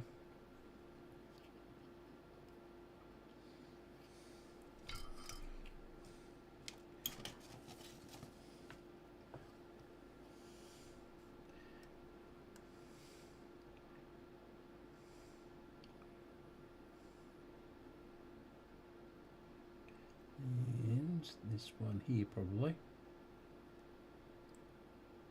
Yep, so we need to desolder both of those. Which is that? It's that one. And this one's slightly better. I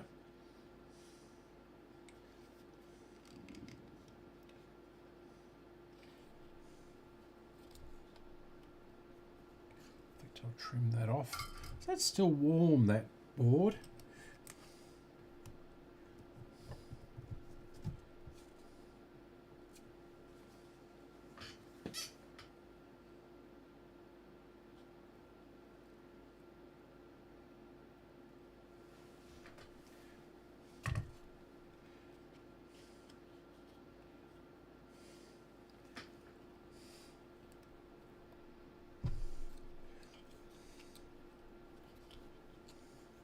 This is going to be awkward, but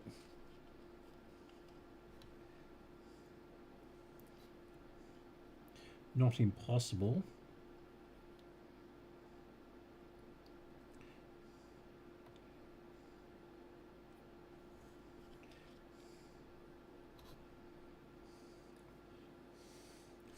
Okay, burn the fingers time again. So get this one out.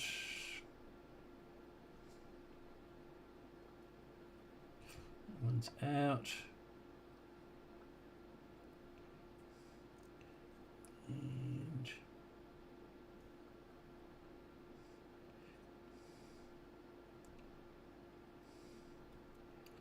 one.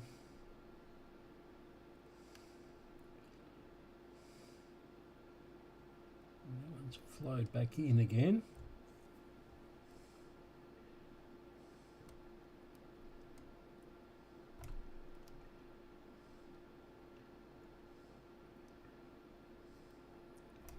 Right, it's out. Oh, that is bulging at the bottom. And these don't have a vent on them. So, what we'll do is I need to clear that hole out.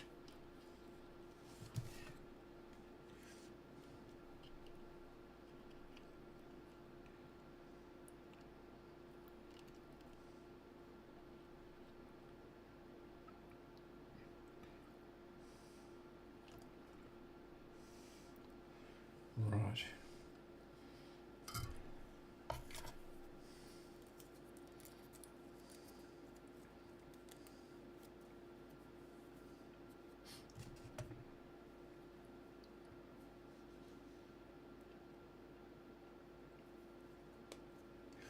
Okay. Now it was negative towards the front, wasn't it? Well, these are a little bit too small actually.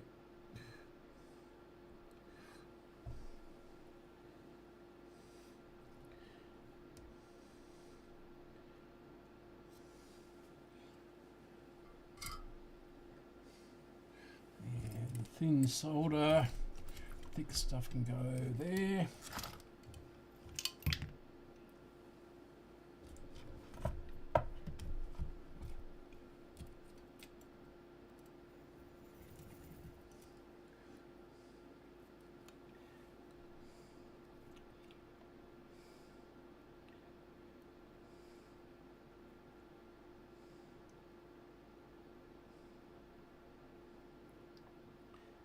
On that one. Oh, hang on. No. Okay. They will have to come out again. Just put that in the wrong hole, haven't I? And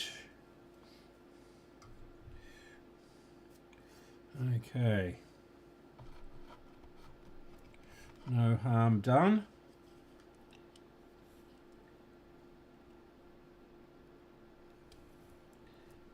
Wasted a bit of solder, but it's neither here nor there, is it? In the scheme of things.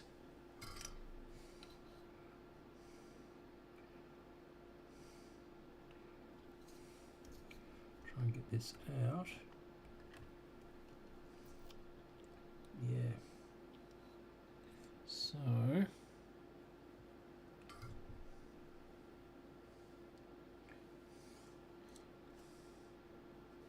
yeah, it's the lower two holes.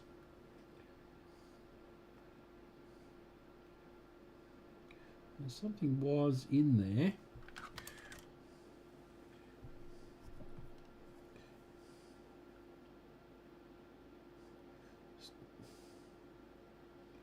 These back closer.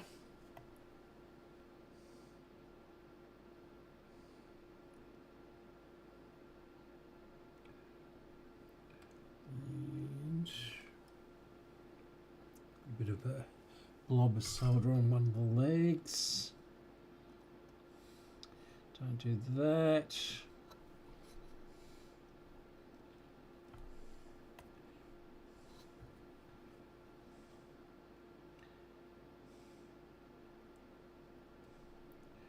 And that's in.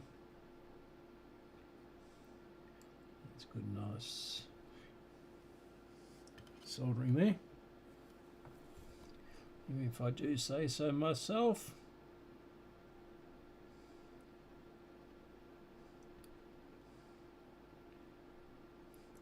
Good. That's done. And we'll trim that off. Really got to get another pair of these side cutters.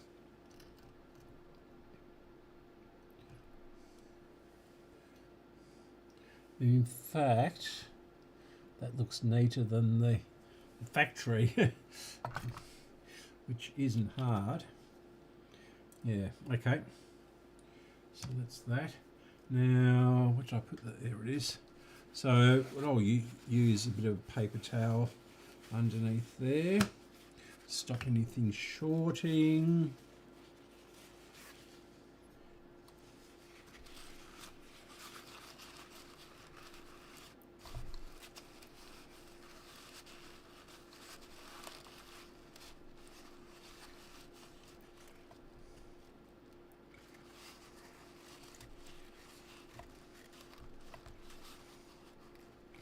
Good. Let's see if it's going to work. And that actually had a wire connected to it, but I don't know why. There's no tracks or anything close to it.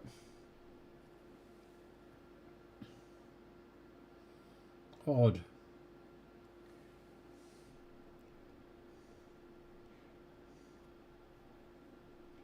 Okay. So that and that. Okay. Are you going to work now? Probably not.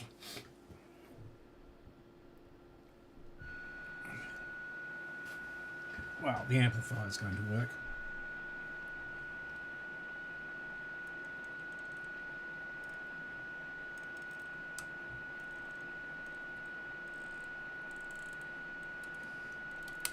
No.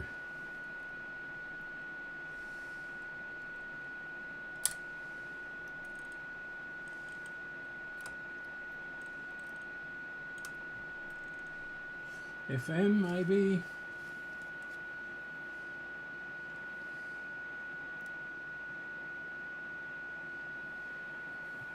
I suspect we've overheated something. That was FM.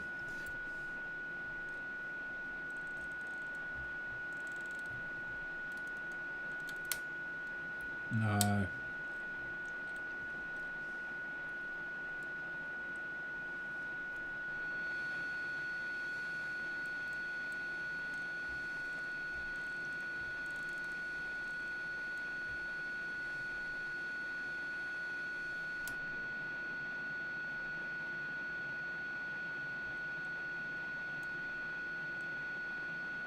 I can hear a station vaguely.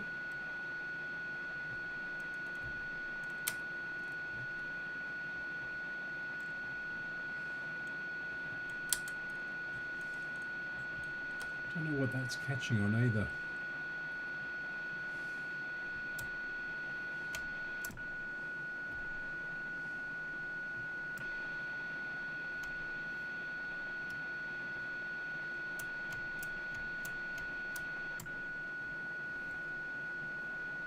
So that's tape recorder, FM, AM. Yeah. Bit louder but and clearer, but not what we want. Okay, so the other two are right down the very bottom, and yeah, they are not going to be easy. Or maybe not so bad. Let's see that 220 there. think, which way is it orientated? So that's sideways. We won't break that off. Now we're down here.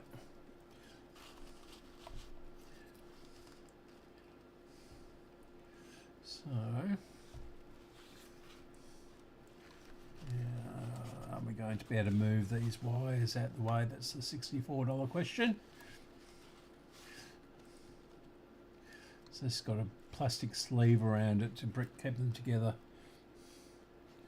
And we need to bring those other wires up. Out of the way. And hopefully it's one of these. I can work out which it is. There's that.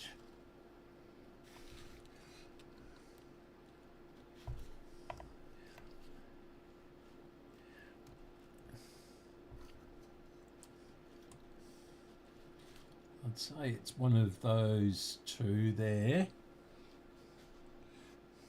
See if I can get you any closer. No. Oh, yeah, a little bit. Yeah, so it's one of these two down here.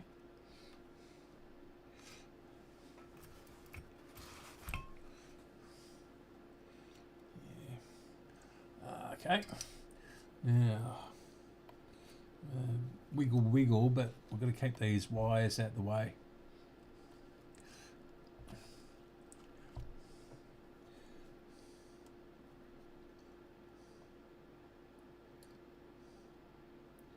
Is it this one? Yep.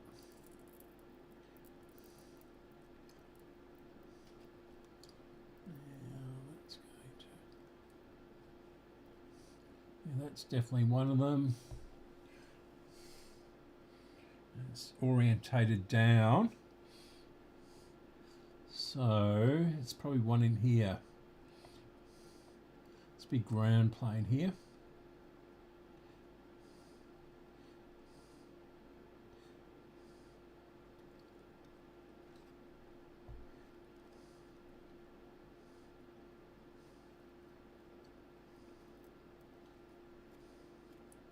Yeah, we've got one underneath here.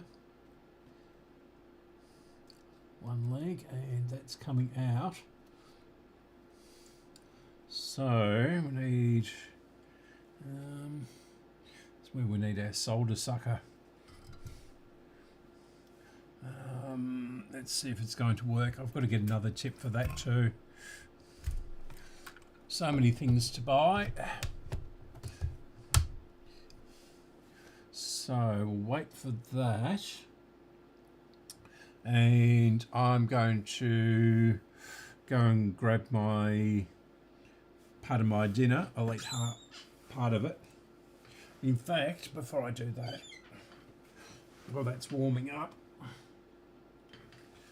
we'll do our capacitor bingo on this.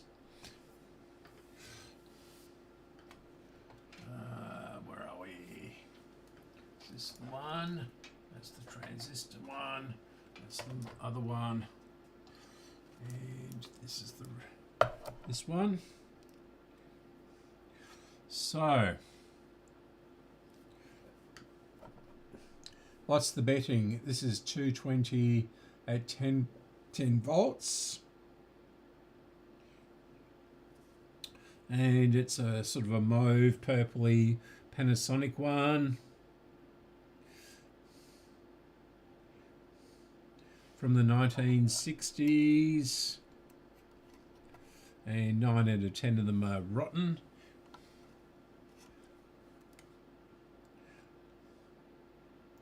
Yeah.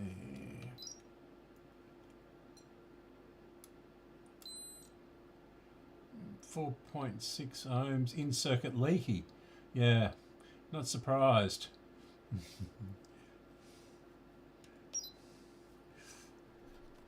So it won't even read it, it's that high.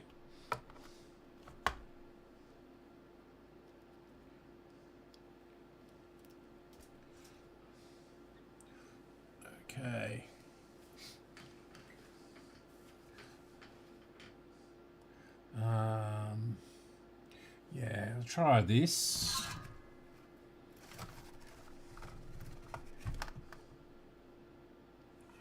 Is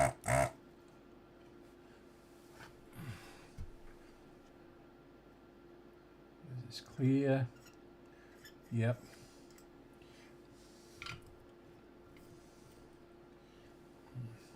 Fair bit of soldering that, so I might turn it up a bit higher.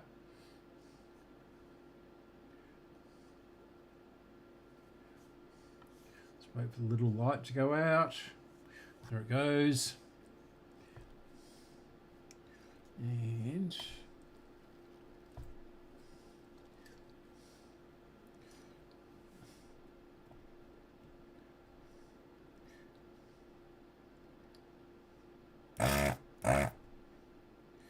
it's so much quicker. Yeah, okay.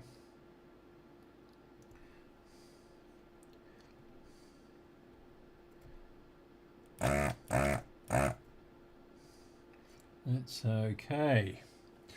So we should get our capacitor out easily.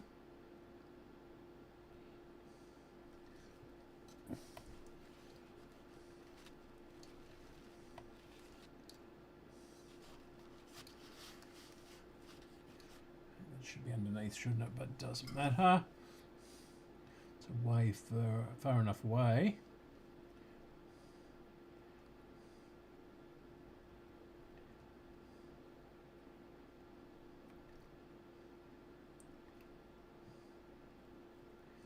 Is that the right one?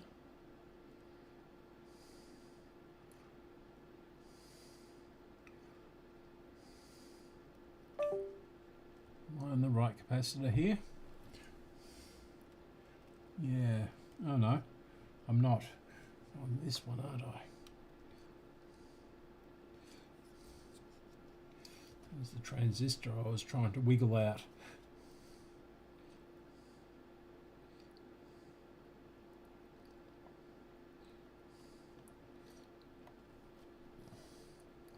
So get my finger underneath it.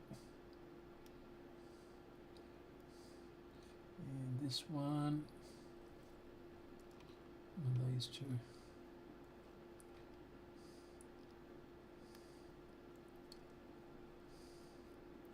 Isn't it? Must be this one then.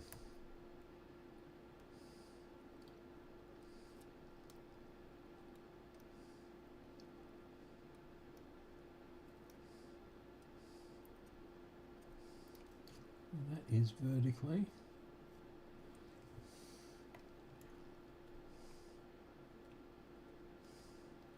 Right, so then to get the wick onto that lower one. These are almost as hard to do as the SMD stuff. Not because they're difficult, but because the wires are in the way and everything like that. And why won't that go down there?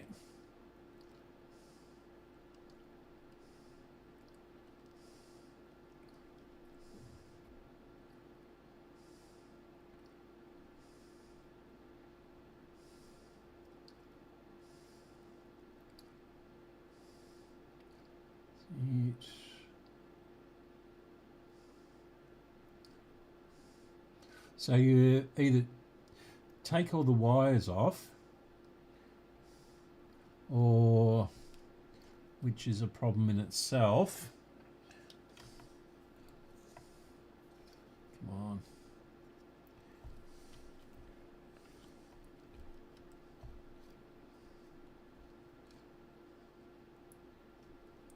Yeah, that one's coming.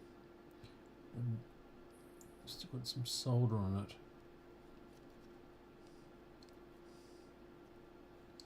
Is that the right?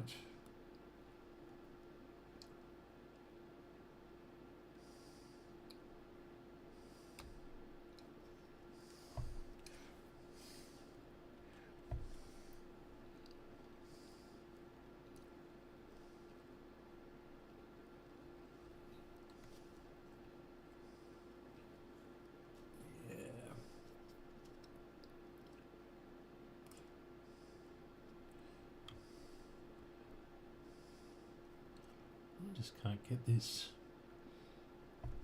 to clear of solder. What I'm going to do is snip that off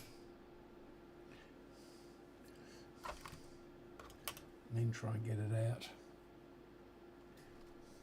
This is going to be one of the harder ones.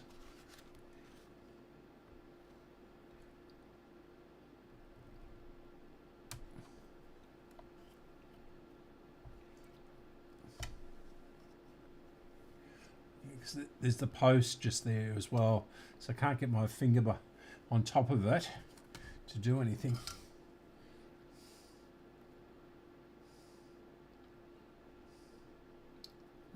I'll pull off the right.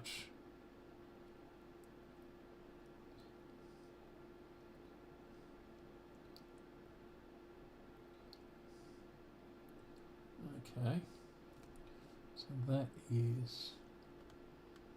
No, oh, that's getting hot. Is it this one?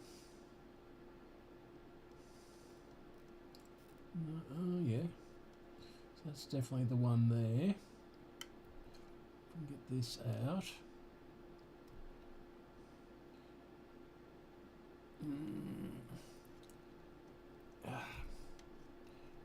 That's one's out.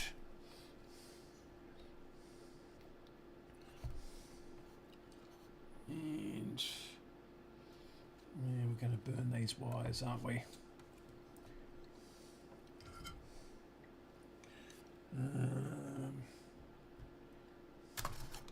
Let's stick these under with, yep.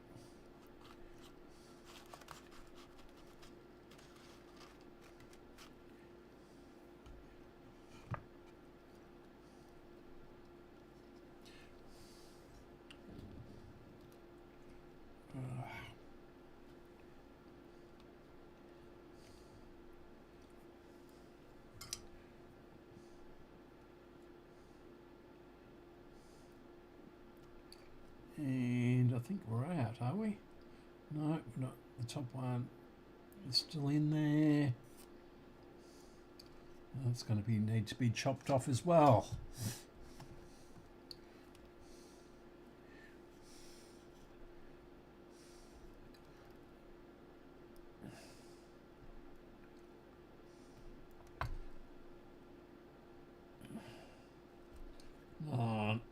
There we go. This is coming out. Yep. Okay. Now this is this way. So it's facing down. And it's got these little insulating things on it.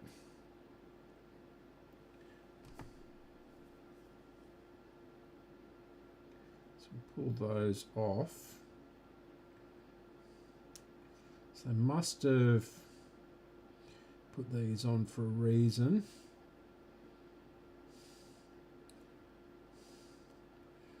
There's one. And two.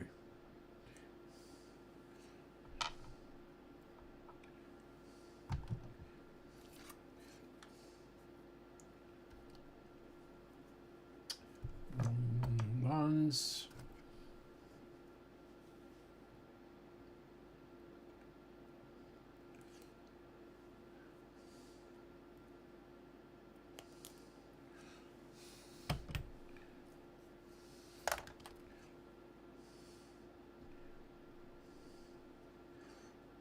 Oops, where's that?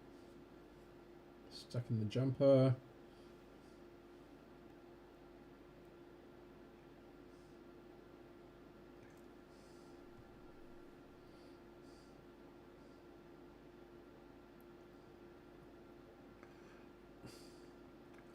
And that's there.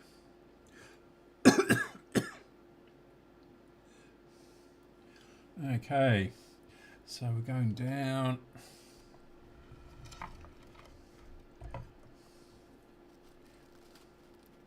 Yeah, where are the holes? Is it a hole?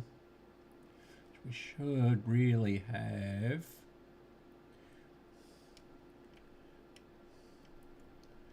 Clean that off, shouldn't we? Yeah, there's solder in that.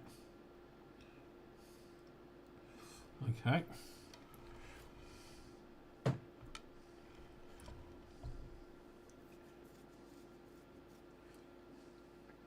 And this.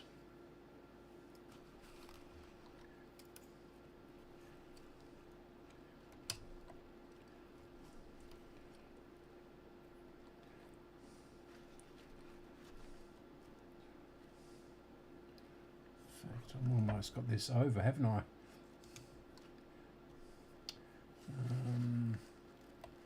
Going to just want a bit of weight behind that to stop it moving.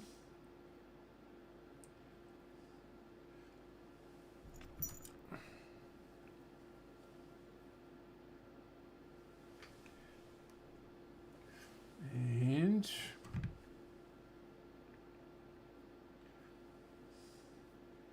clean this up.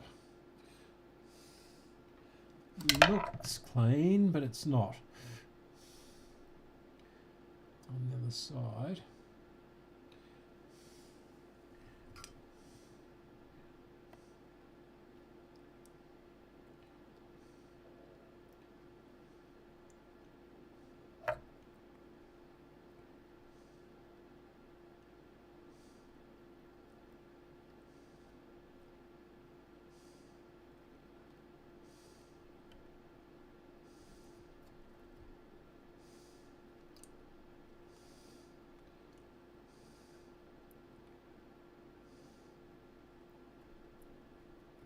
Let's clean that one, and this one is, well, that's sort of clean. That's better.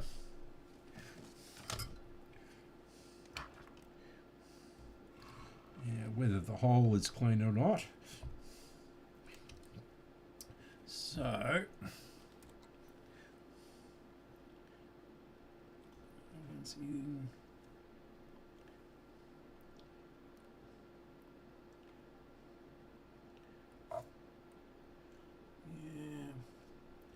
Can't quite get them in the hole. Must be soldering them still. Top one's clear, and the bottom one is clear enough.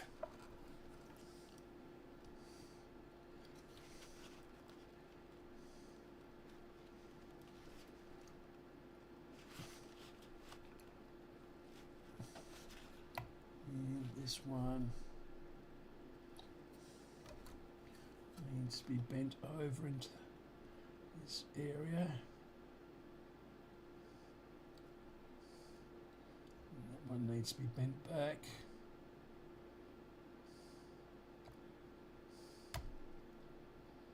Where it was. So this is not a capacitor. No, okay. Not sure why they put that insulation on there. Actually, this is going over quite well now.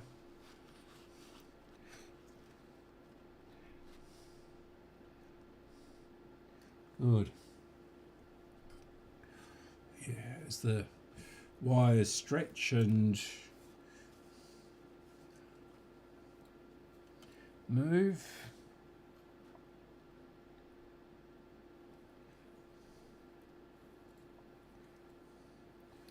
Where's the big solder? It's a big plane here.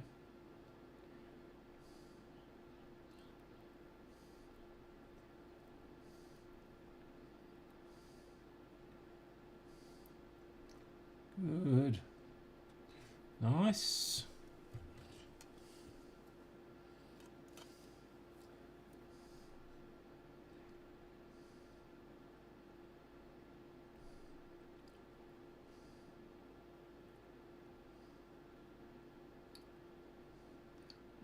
That shorting with that track, and done.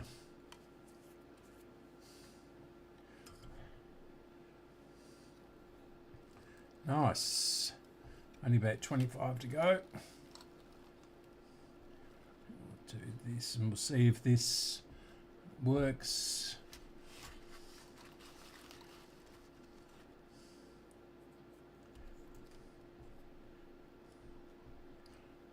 Okay, good.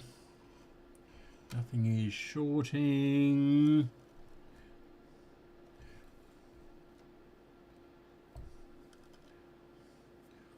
Okay, that, and this is still connected.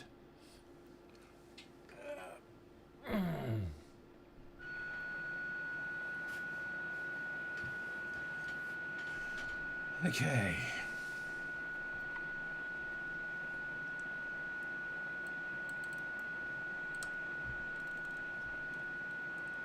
Is it my imagination, or is that high-pitched noise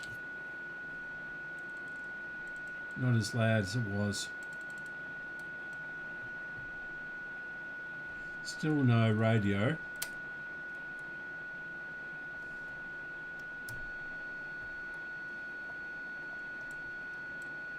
I mean, it's still there and it's still annoying, but it's...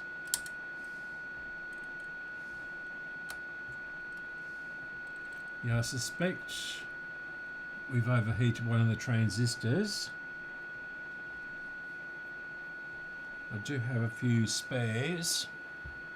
Whether that's that particular type or not, it's another matter. Okay. Right, I'm going to have a bit of a break. I'm going to continue on for another hour or so, and we'll see how we go. Okay, so I'm going to have a break. I'll put the radio back on so we've got some sound again, and I'll put that card up.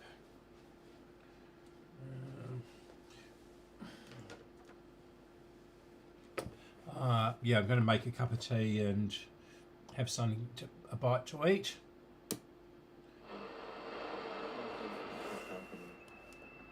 After the Second World War,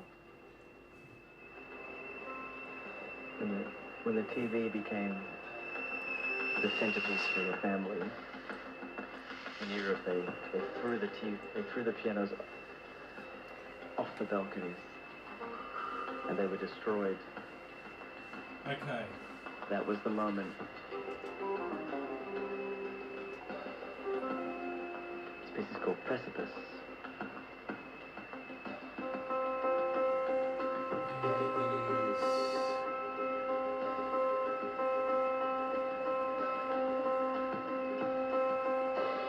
Okay, I'll be back in a moment. In about 5 minutes. Take my cup with me. I'll waste another cup of tea.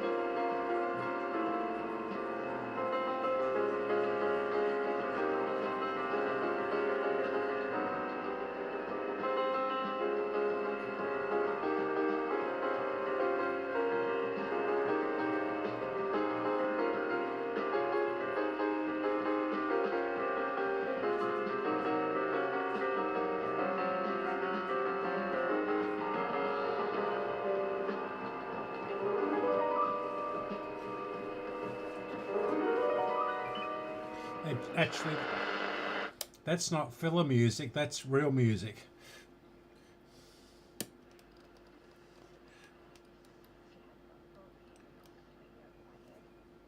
Okay, can you explain how keeping your home might actually increase your age pension?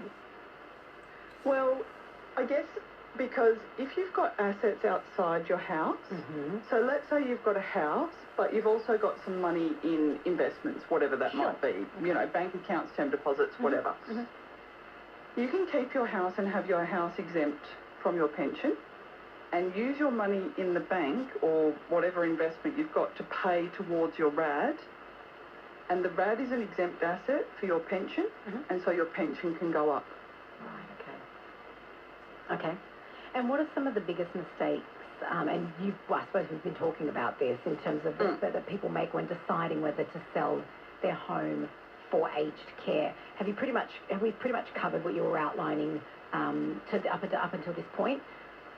Well, I guess the biggest mistake is that people just look at one part of the transaction. So they just look at, for example, that daily payment, and they say, okay, it just makes sense. We don't want to pay 7.61% interest. That's really high. So, you know, or they think things like, they think that the aged care home is going to force them to sell their house.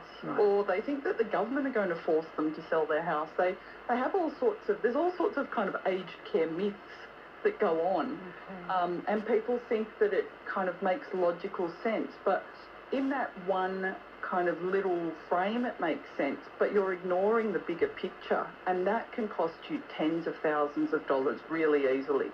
Right. And is this only when it comes to, you know, aged care and wanting to buy into like an aged care, or actually no, that's a retirement village. Is that different to what I'm thinking about? Yeah, with aged care, you're just paying a refundable accommodation deposit, which is guaranteed by the government, but you're not buying anything. Gotcha. Okay. Yeah. You're not buying anything. Fair enough. And it's good to make that Retirement villages are distinction. probably a different show. So Yes, it's a different show. talk about that Absolutely, too. because there is that, and that's also that's also quite interesting when it comes to buying, renting. But I wanted to make that distinction with regard to that. Rachel, how does downsizing fit into funding aged care? Is it about moving? Is it just about moving to a smaller home? Well, so here's the thing. So many people hear the words aged care and they instantly think, you know, what we used to call nursing homes, what we now call residential aged care or aged care homes, right? But the reality is that of all the people receiving aged care in this country, only 18% are living in an aged care home. The other 82% are living somewhere else. Well, they're at home, but it doesn't mean that they're living in, you know, the family home that they brought their kids up in. Okay. It could be a granny flat with their kids. It could be a retirement village. It could be a land lease community. It could be that they've downsized, you know, to a townhouse or an apartment. It could be collaborative housing. There's so many things that it could be. And that, I think, is the most important thing for people to know, is that a lot of the time these conversations do come up at Christmas time and they get shut down very quickly because, you know, mum or dad or both think, well, hang on a second, this conversation, I'm on a slippery slope to a nursing home here, so I'm going to resist this.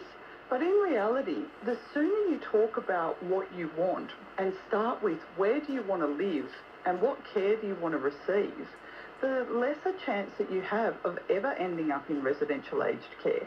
It's the people who kind of white-knuckle hold on to the family home in a sense of kind of independence that are more likely to end up in aged care, because the odds of that home being safe, being kind of fit for purpose in terms of keeping them socially active and all these things that we know are equally important to people's health, the odds of that are pretty low. Right, so then...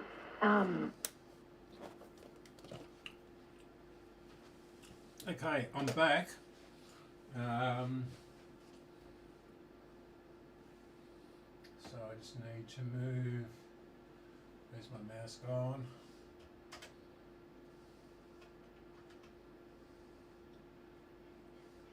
Where's my mouse? Oh, there it is.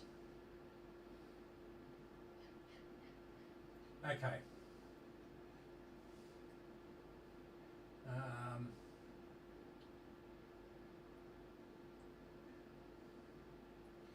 Yeah, okay. Right. So,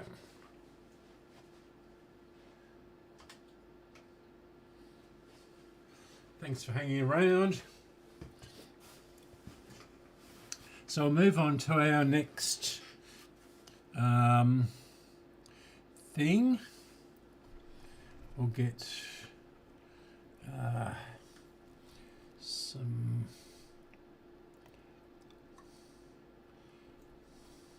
and what's this one? Get this one out the way and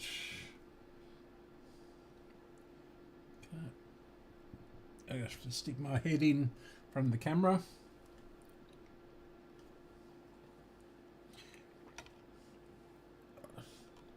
So it's a 33 at 6.3. 33 at 6.3. Okay, we'll see if we've got any of those. Pretty sure it's a 33, not a 3.3. Yeah. I've noticed a lot of the insulation has been scraped off of these capacitors. So, 33 at 6.3. No, that's the wrong thing. 33 at 6.3, yep. Plenty of those.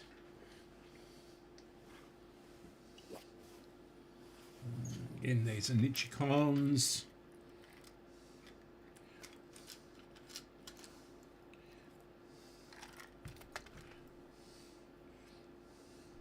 Yes.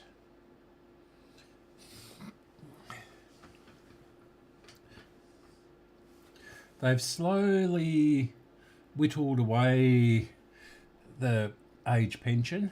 I mean, it's so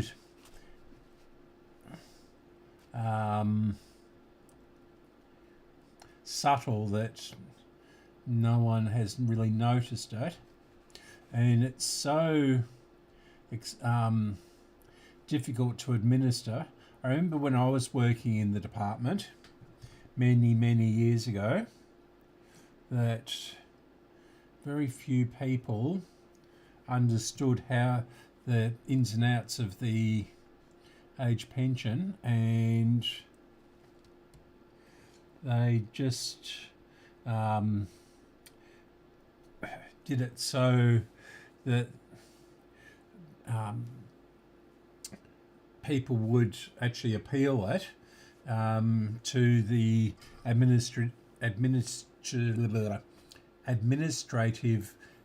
appeals board.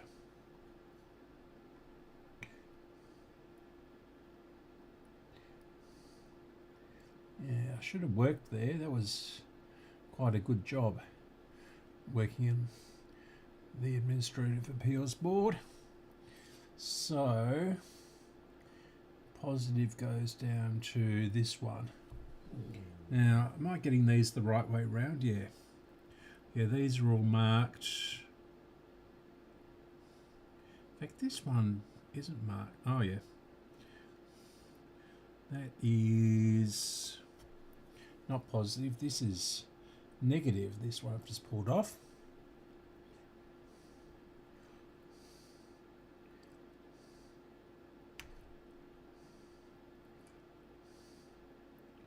And again, it's got insulating things on it because it's underneath the board.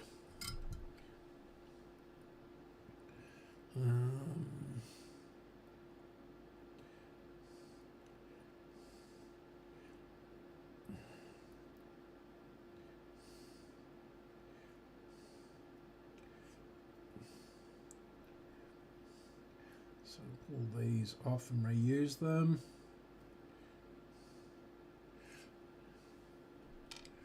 And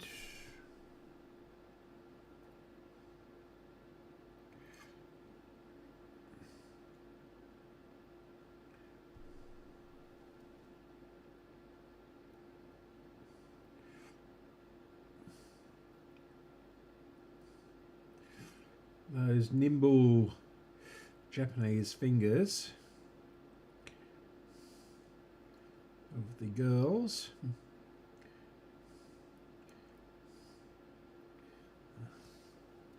Back in the day.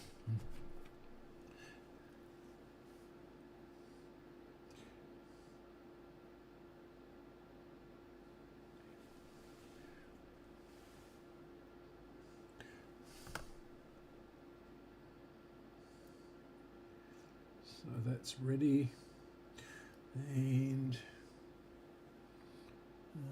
that one to that one.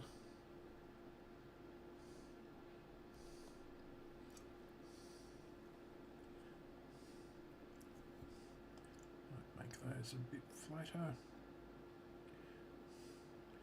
I can hold it more easily. It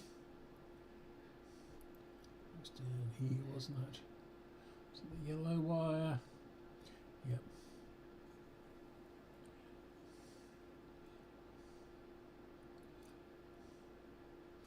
Be careful I don't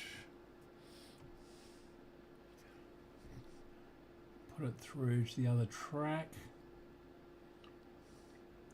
Right.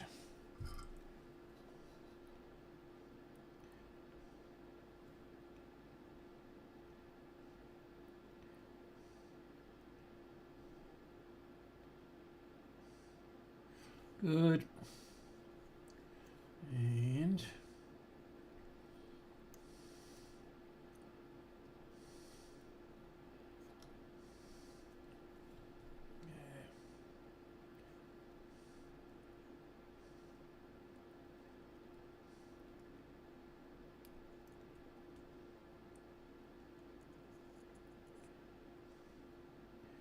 good.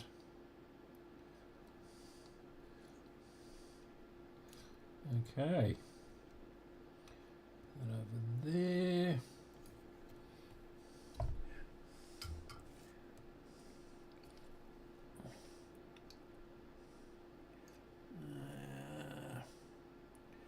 And put this over here. Somehow twist that around so that it doesn't.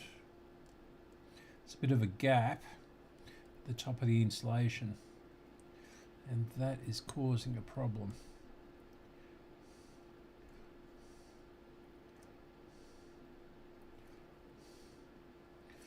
Yep, that's better.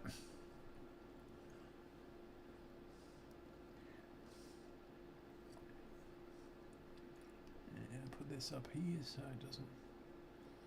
And there's wires, and we'll bring this up.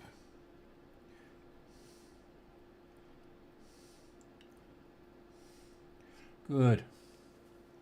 Okay. Now this one won't have cured the problem, but see what it does. No.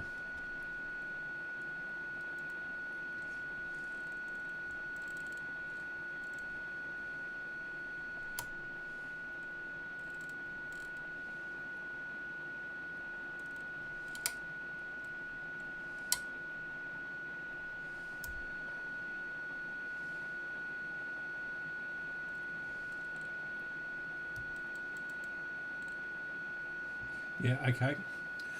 Moving on. I'll just have another bite of my food.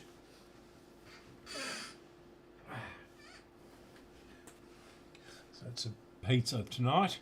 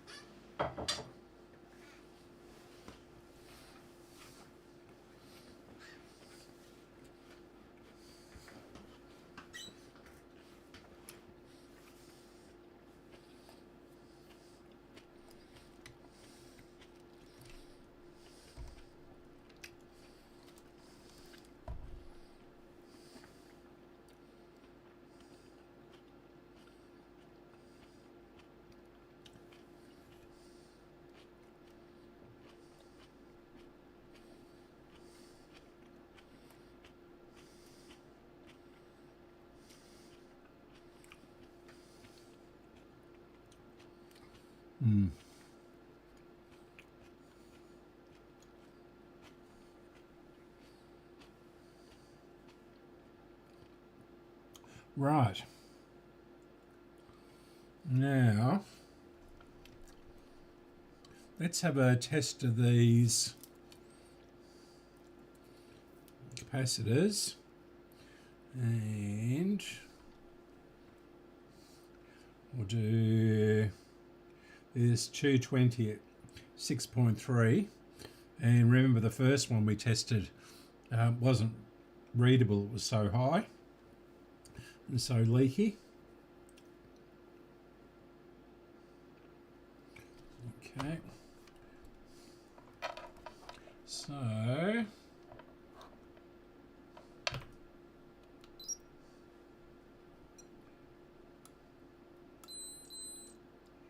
okay, so this is 517 and it's a 220. We can read that. Yeah, it's a 220 and it's reading 517. So yeah, and the other one, which we've just done, is a 33. And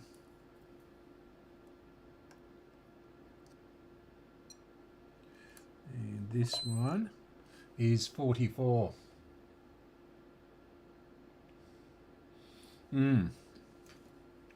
So these definitely need replacing.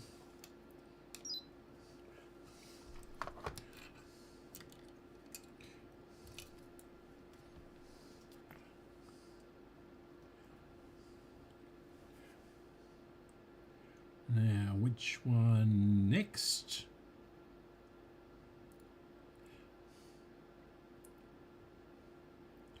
Yeah, okay. So we'll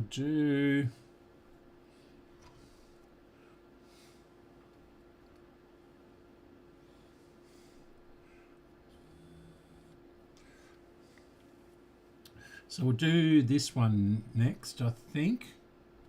Let's see, I think that was another 220, wasn't it? Or maybe not. I can't quite read that. There's things in the way. There's that stupid wire, this bodge wire. There's at least two sets of wires. Don't know whether you can't see that on that one. Down here is just two wires connected together with a bit of solder, and it's sticking up like that, and it's the same down in there.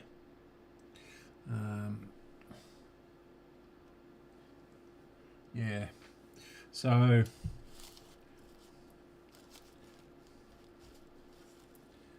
it's got green stuff all over it. So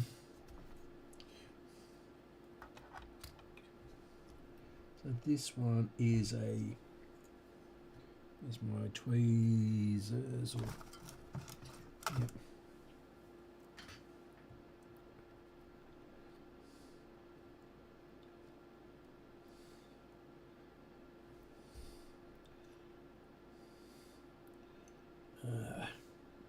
Yeah, 220 at 10.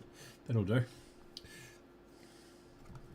So this one is a little bit further that way back from the one we've just done. And it's going to be underneath all these wires, isn't it? Great.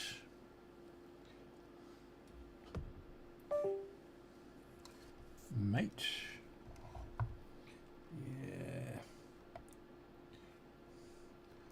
Over there. And this up out the way. And these are not going to be having any slack in them, are they?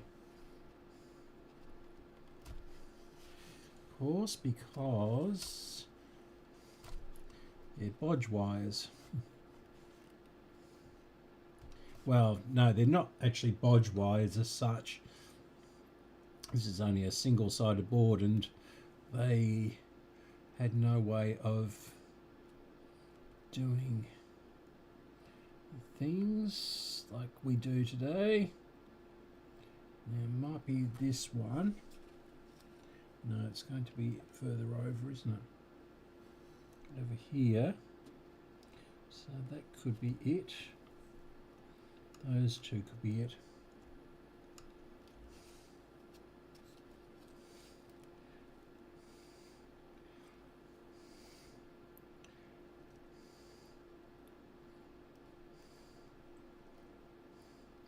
Yeah, okay. Put my finger on the pulse. And I'll see if this is it. Yep, that's it. And that one's it. So, good guess. Now, where's the...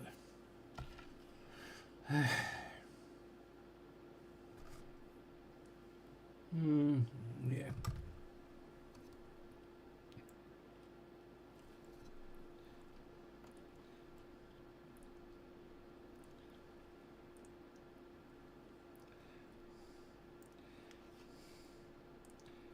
In fact, I might even better get this solder sucker onto the top one.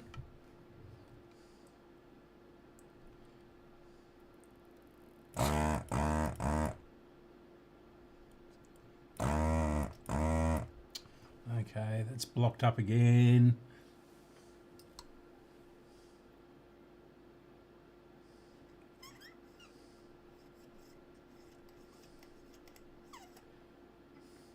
Yeah, the tip needs replacing, as I said earlier.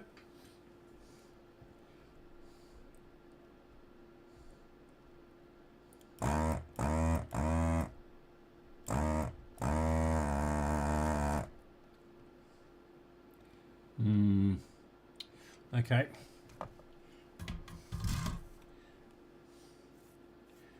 Yeah. Hasn't really cleared that.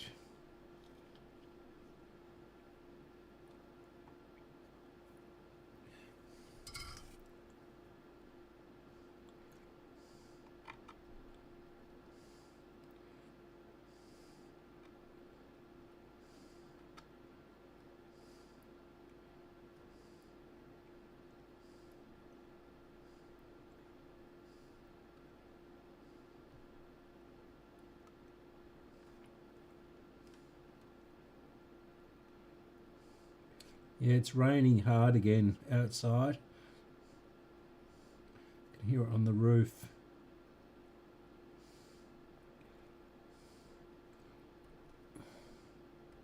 One's dark.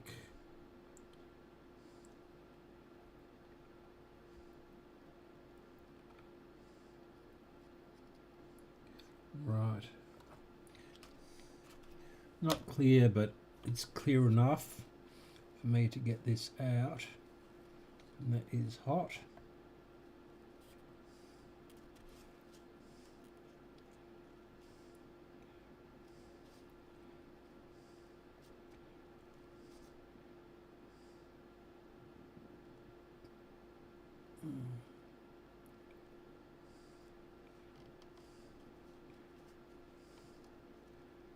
Come on.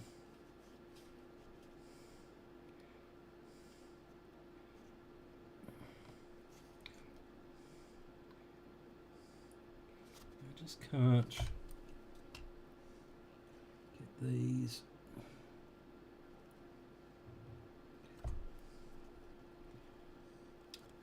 And sorry about my head again. Necessary evil.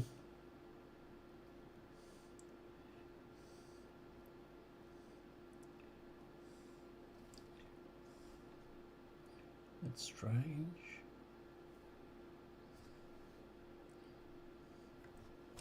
Ooh, ow, ow, ow.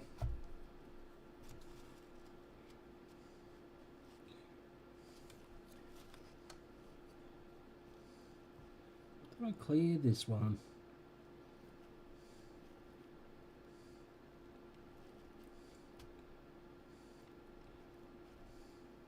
Come on, out you come. Yep. Yeah, and there was wax in there as well, so. And yeah, so negative down. Let that cool off a bit. Then we'll measure it.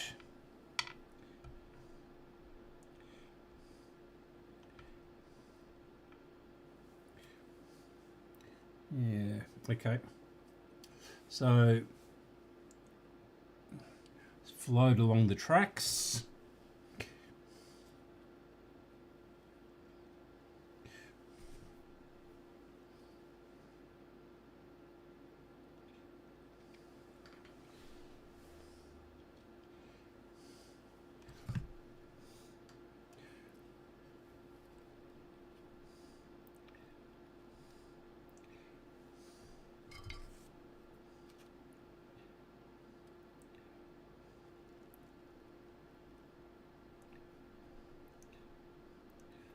Good and clear. Nice. There. There's wax inside that. Okay, so another one of these ones. Yeah, these are going to be on order as well tonight.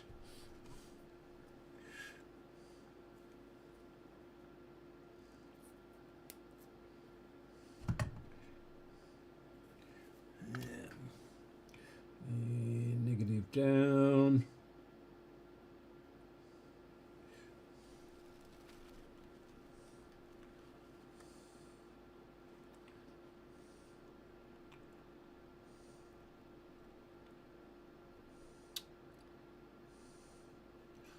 Yeah, the wax is a problem.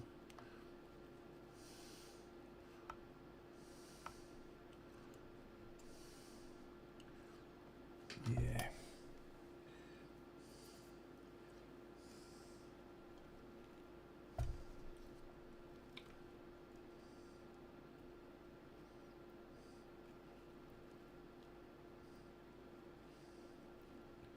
Where's the hole? Can't find the hole. So down there.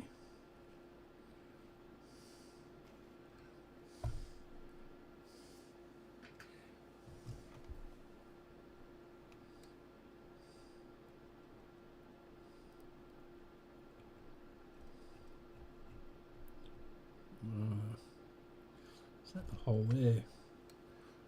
No, I see it. Okay.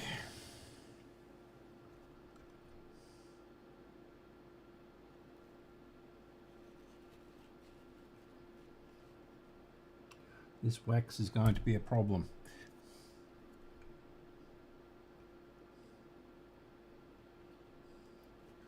Finally got it in.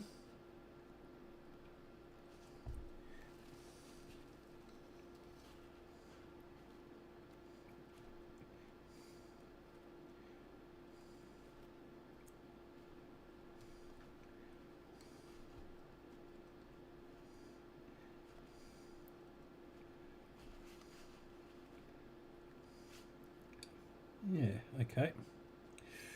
Work with that.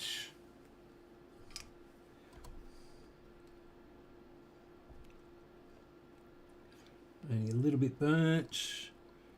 This is the radiated heat. Haven't actually touched it, fortunately.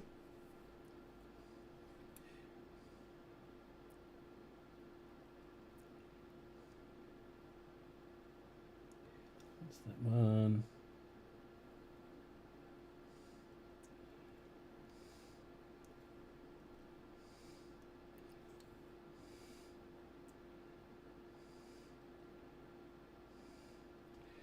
Yep. better. Nice.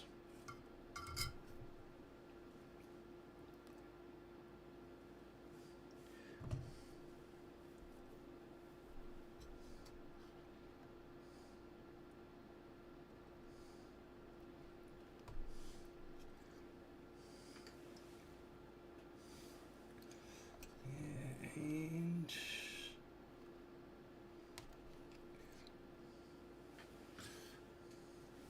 at least the wax means that it'll stick to the cutters. So put this one down again. I think, yeah. And that's there. It's not touching. And here goes.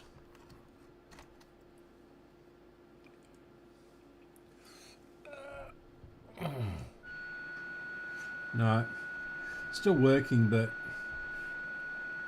we've disconnected our tuner and the tape recorder from the amplifier.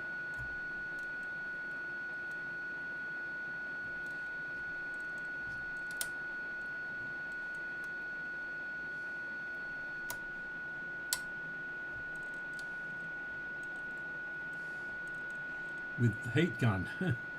Who would have thought? Okay. Next, we have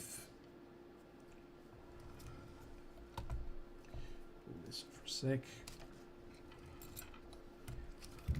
Now 47 and what's this one here?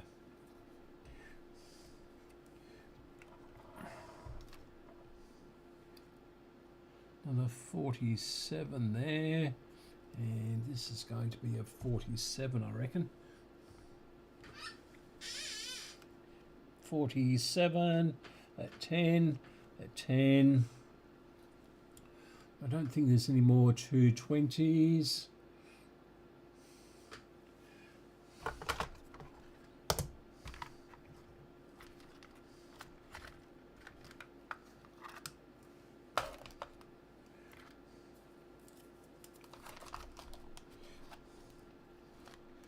Yeah, there were 47s, I think. 1, 2, 3, 4, 5, 6, 7, 8.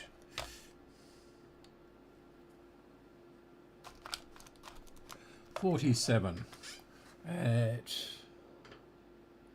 6.3 volts. Okay. Shut up, stomach.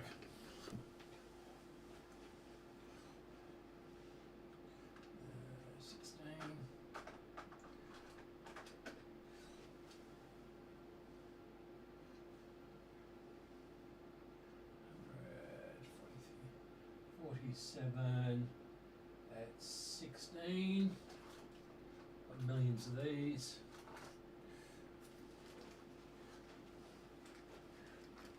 Another bite.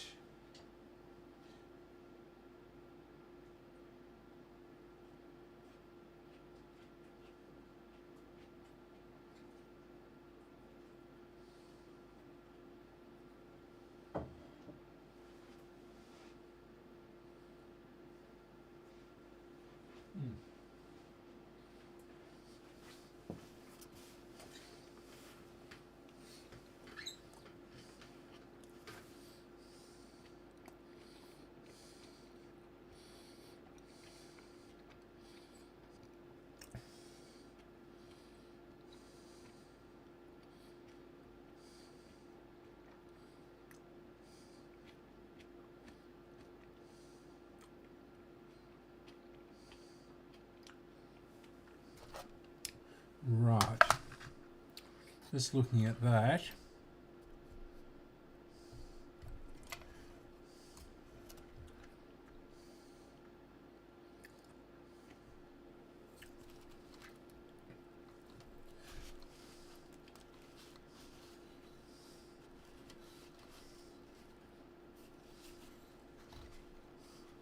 So it'll be those two there. On the overhead, yep. It's going to be those two, I reckon.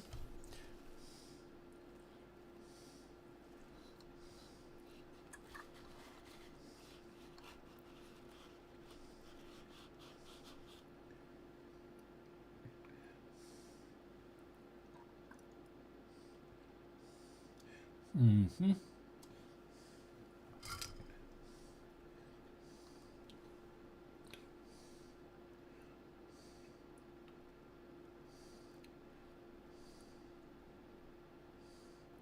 Yep.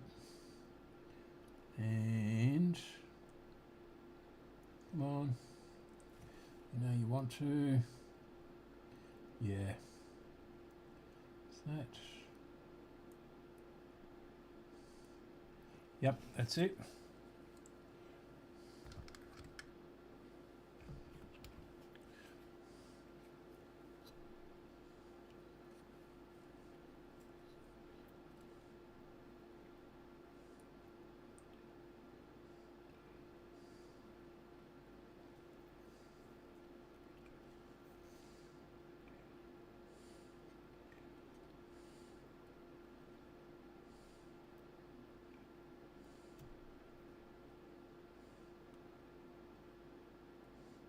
Come on, melt.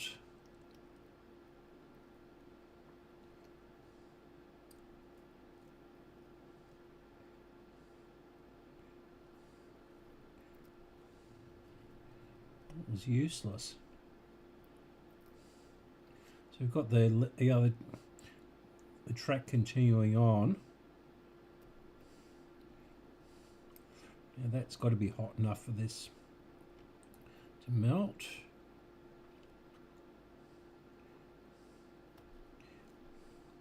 Come on. What are you doing? Just not melt, sucking this up.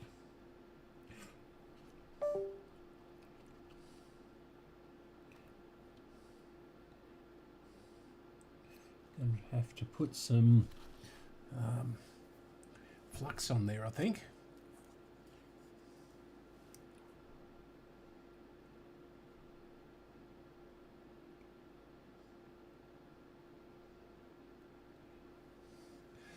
I mean, the solder's melting, but it's not being absorbed into the wick.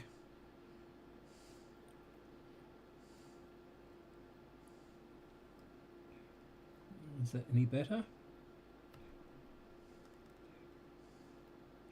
Yeah, a little bit.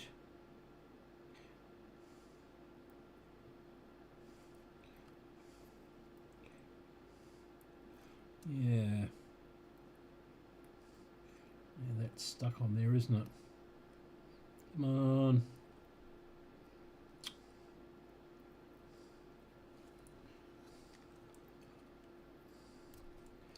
Right. Ugh. Actually, that's quite clean.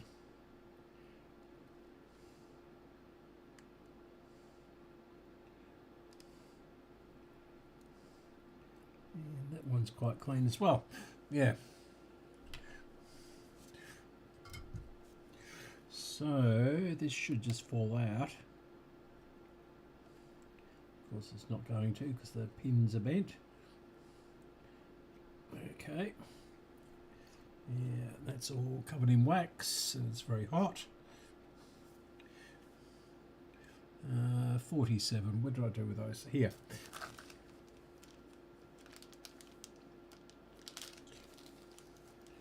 I'll just use these Kemet ones.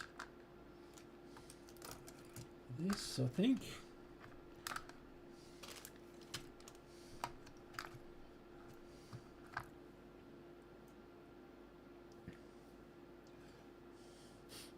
Rather than the expensive Nichicon ones, or relatively expensive.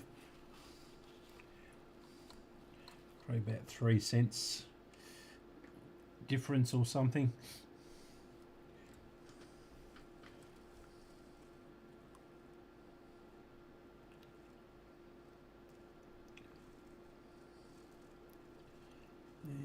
Come on. There we go. Yep.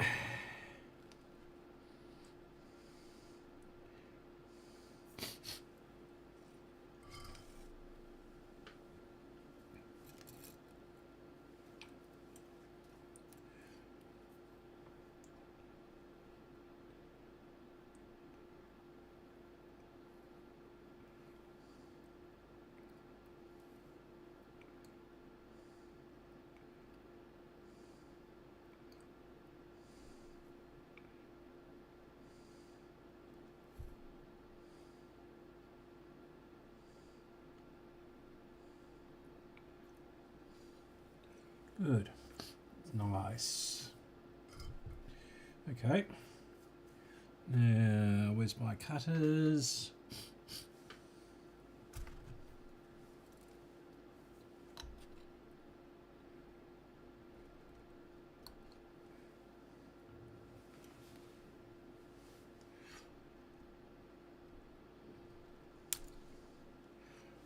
Okay. Right. Now,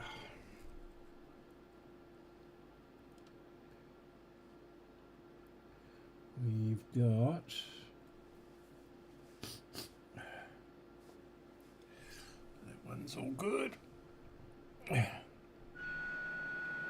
No, still haven't got the radio back.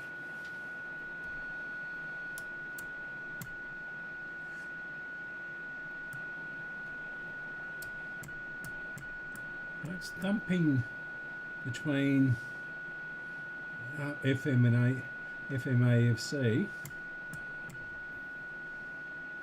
or tape recorder. So that's tape, that's FM, that's AM, and that no, that's tape, FM AFC, FM, and AM.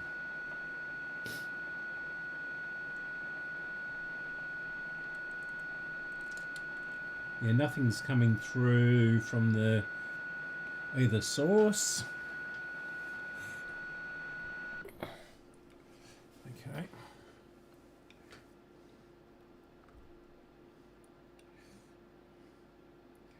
Right, so we've got another 47 right down next to the transformer. Down here. Yeah, I can't see anything without my glasses. I can see close up. I can see up to about 30 centimetres away. But beyond that, I can't see anything. Yeah, this one down here is our next candidate. Yeah, I suspect the problem is either this transistor or this transistor. We've overheated them, or actually we could have overheated this one or this one. So there's 4 candidates. I'll have to pull those out if once I finish these capacitors, which I'm not going to finish tonight. It's going through till 8 o'clock. So that means the stream will have run 4 hours. And no one's going to sit down and watch that right the way through. I don't mind if people fast forward a bit. But yeah. We've had quite a few people in and out too today, which is interesting. Am I going to get this one out? This is connected to this one. There's no wiggle room, so I can't wiggle that around easily.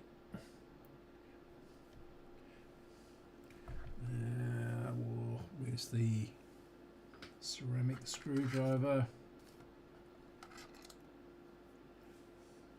Had it here a moment ago, doesn't matter.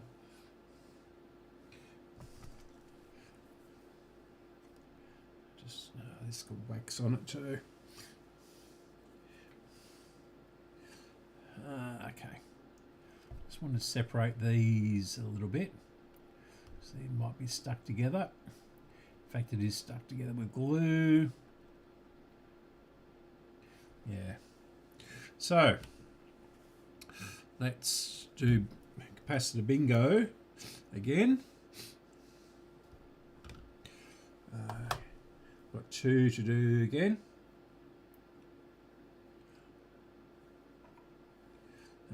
This is the last 220 cap, and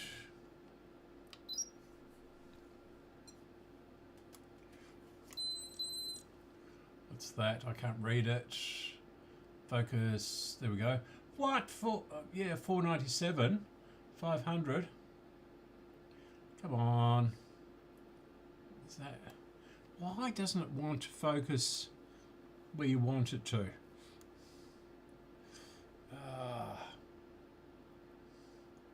Come on. Okay, I'll go to the other camera. Sometimes that one focuses properly on this and other times it doesn't, and vice versa. So this one is 497, close enough to 500 microfarads, and it's a 220 cap.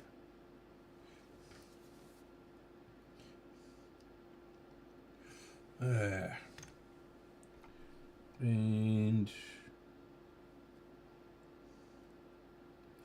this one, this is what, a 47? Can't quite read, stay there.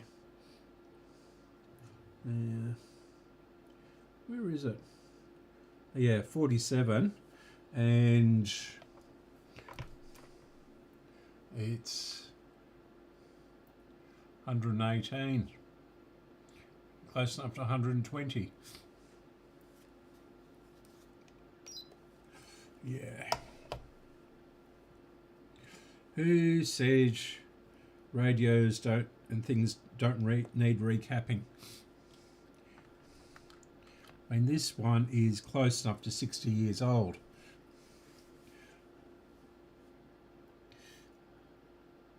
Right. It's a wonder it worked at all at the start. Now, okay. So we're there, and that's right on the corner. So that is there. This is going to be a tricky one to find.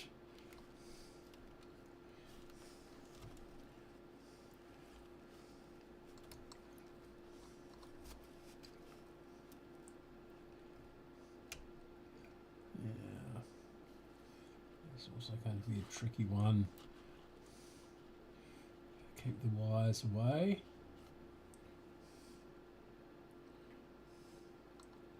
So it's going to be around here. I can't wiggle this, I don't think. That's how I normally do it. So I'll try, it might be this one, will it?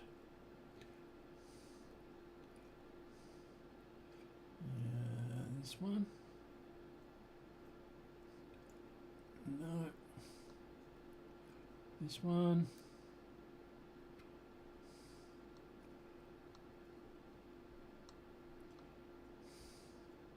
Might be those.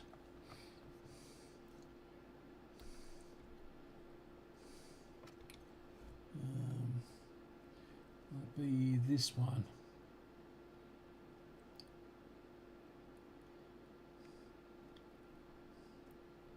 Come on. No.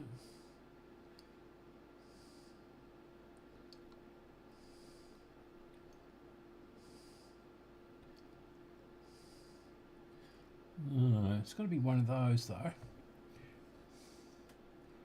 I'm going to pull this off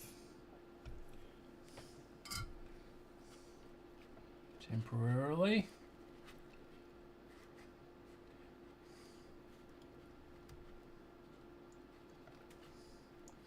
because this is going to smoke and stink the place out. So this corner one here, the big blob on it, looks almost dry jointed actually.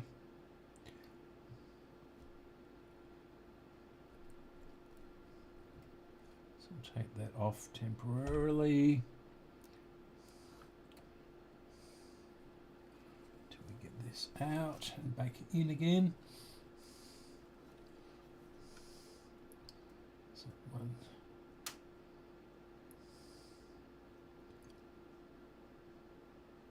Right. Yeah. It's going to be one of these.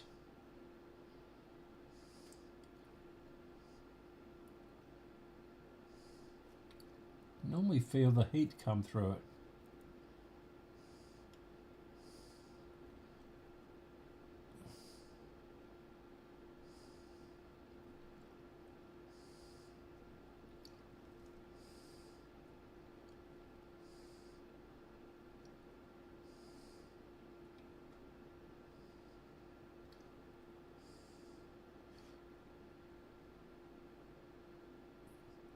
Come on.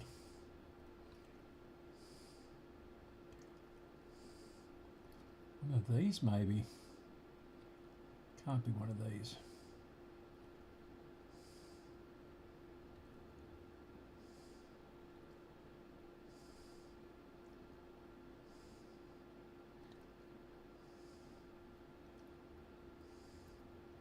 Definitely not that one or that one.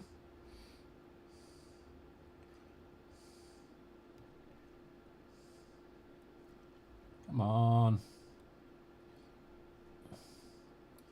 There's battery wax under this one as well. Okay.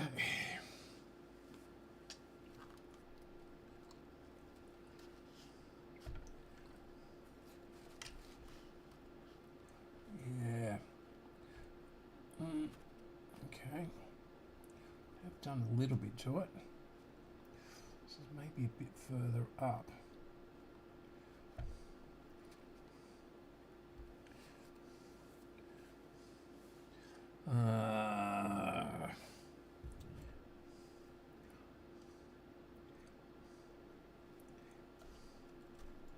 Yeah, that's stuck to that. There we go.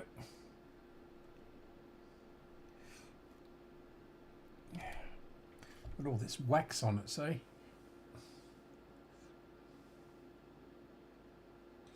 Lots of wax on there.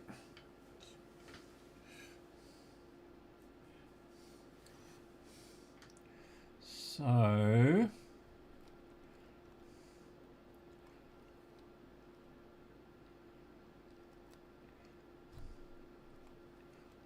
loosen this up a bit. No, not the transformer, Andrew. Yeah, okay, so it's vertical. Yeah, we've got a lot more wax on there.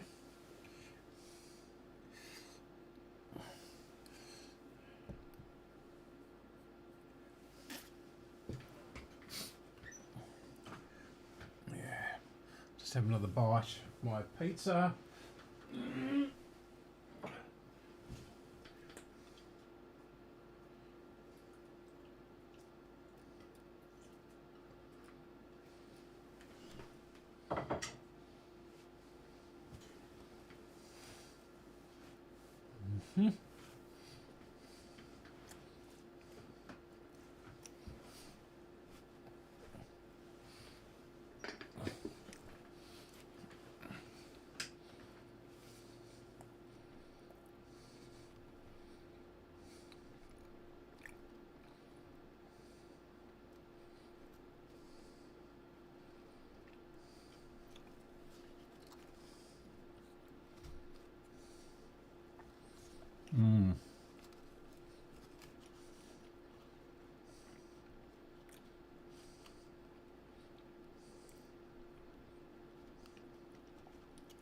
So it might be up here.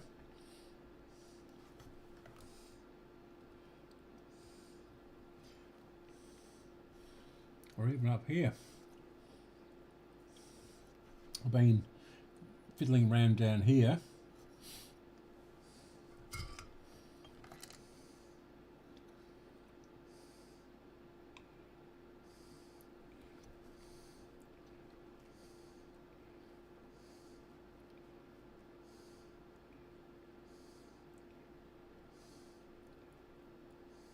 Yep, that's one of them. There's the other one up here with the white wire. Yep. Okay.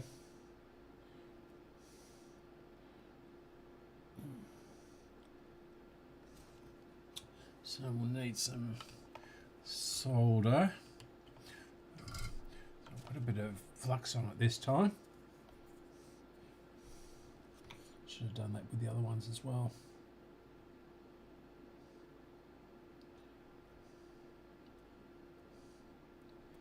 And come on. It's another thing I need. Really need to. It's so close to the meetings, but yeah. Not that we've got any more meetings this year. We've just got the barbecue up at in the hills, up at Belgrave South, which is on the other side of the Dandenongs in Melbourne. And it's probably about 150 k's away. Yeah, which one was it? It was the white one, wasn't it? Come on.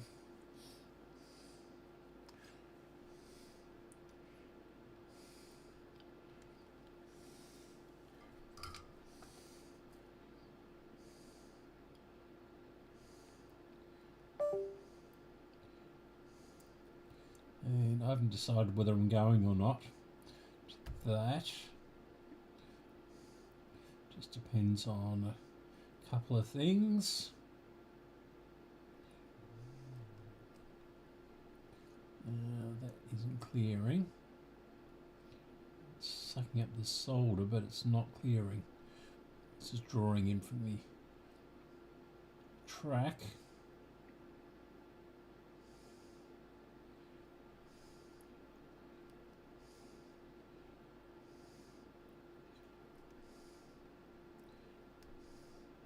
Yeah. And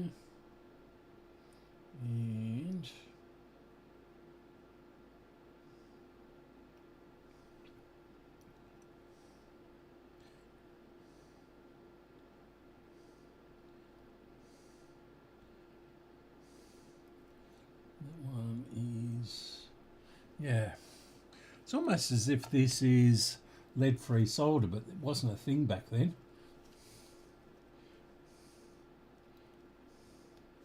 Oh, that is definitely it.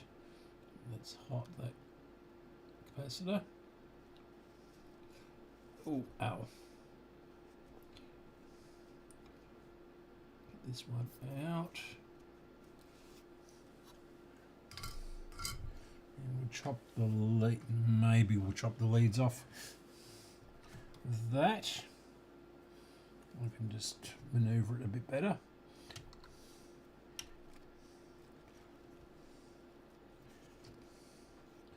No, don't think so.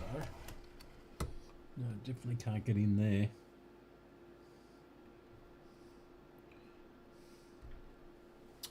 Okay. Now I'll do force this up with the screwdriver.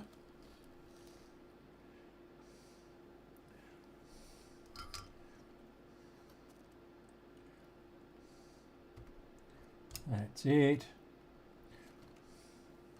And which way did it go in? Okay.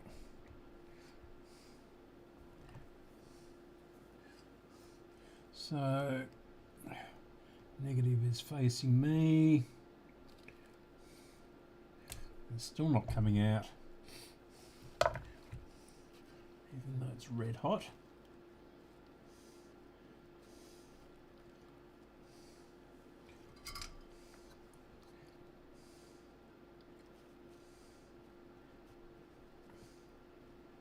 Come on.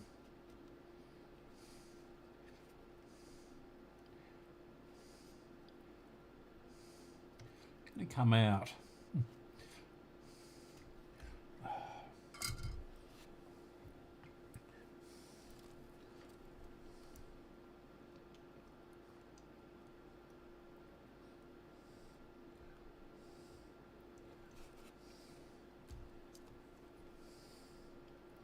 Ah, there we go. Yeah, it's just so much wax on it. Yeah, it's really encrusted in wax. Okay, so that's a 47 at 6.3. And where did I put those 4 Kemet ones? Kemet, come on, come on. Oh, there we go, looking straight at them, aren't we? No, it's a 33. I just had them in my hand. Oh, here they are. Okay.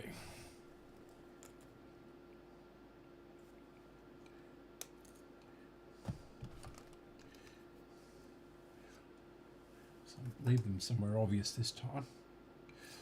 And we'll do one more cap tonight. And that'll be it. So, where's the circle? There's one hole. Yeah. So much wax.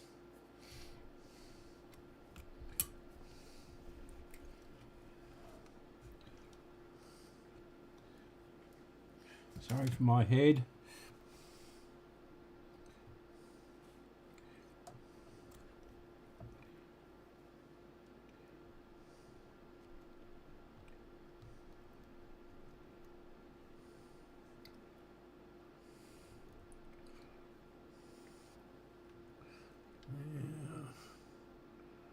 That one.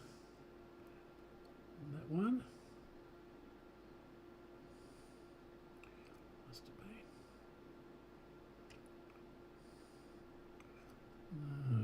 No. Is it a hole?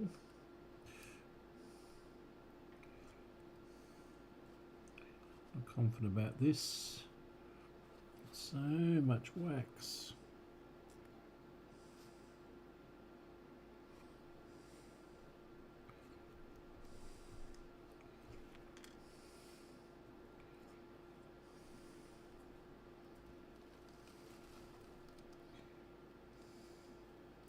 It does go in diagonally,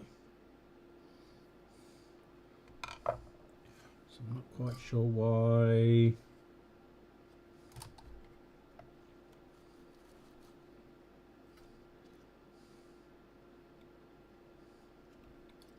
Got it in the right. Ah, it's up there, isn't it? No, it's down. So that isn't the right hole. Got to go into the other one. 45 degrees.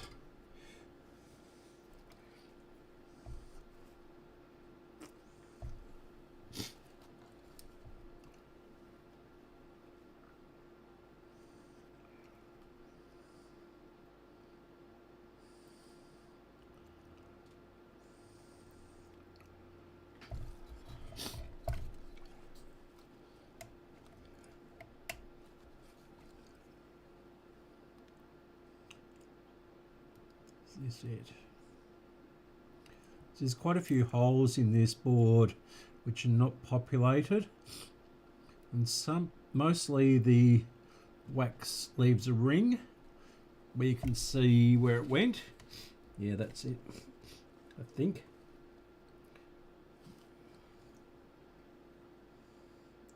Yeah, And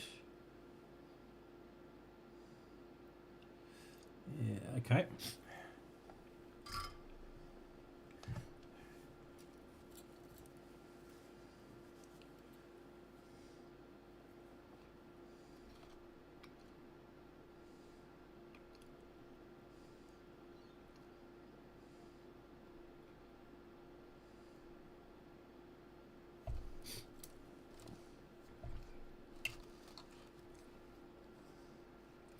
Straighten this up.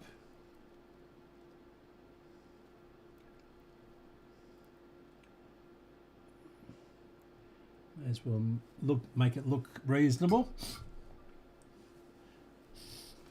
And have to put this back on.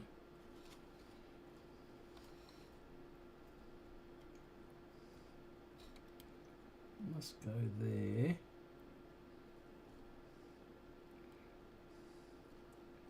And there's no. It's very odd. Did that go through the board?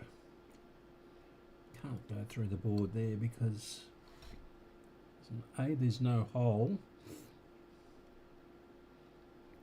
and B, this is quite long, so it must have gone there. Did we go there? It's got no solder on it. Must have gone there.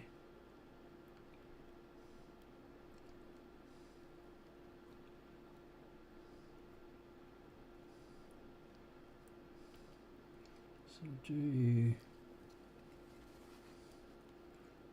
this one. It does have solder on it, just a reflection, but I'll touch that up.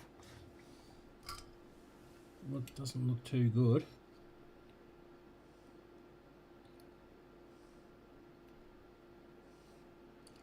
Also do this one. There's not much solder on that.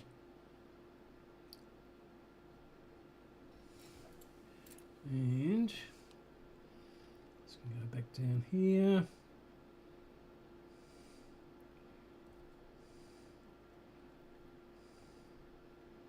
Come on. That's it.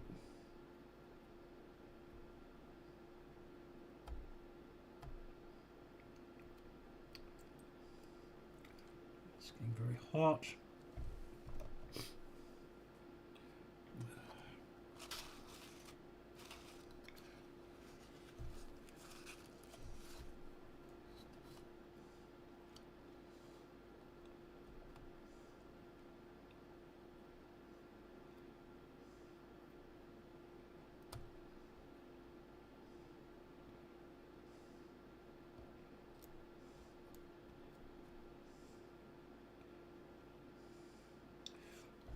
That looks very dry. Of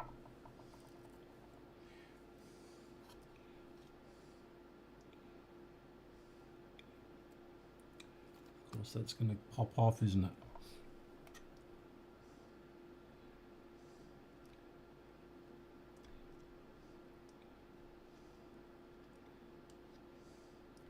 That looks better. Yeah, must have come from there. We'll soon find out though.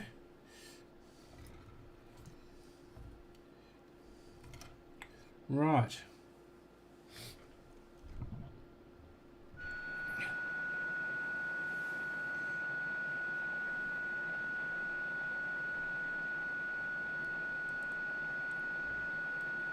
Nothing still.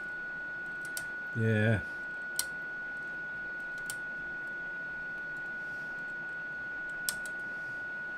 I don't know what's catching on there.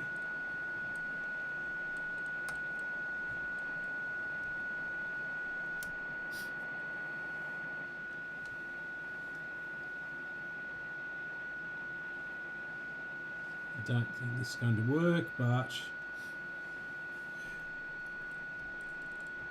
no.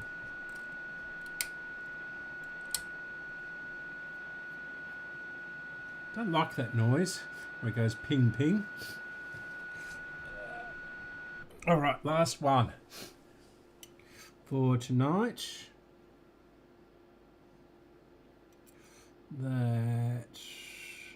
That took a lot longer than expected, that one.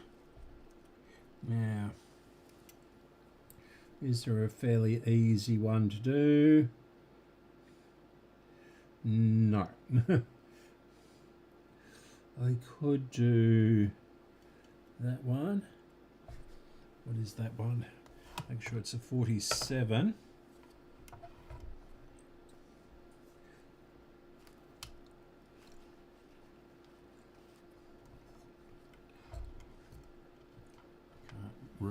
See that because it's hidden.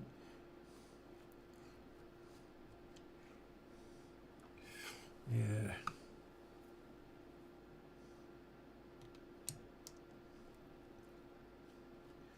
Okay. These are all stuck together. Yeah, it's a 47 again. Yeah, 47. Okay. We'll do this one. It'll make it our last.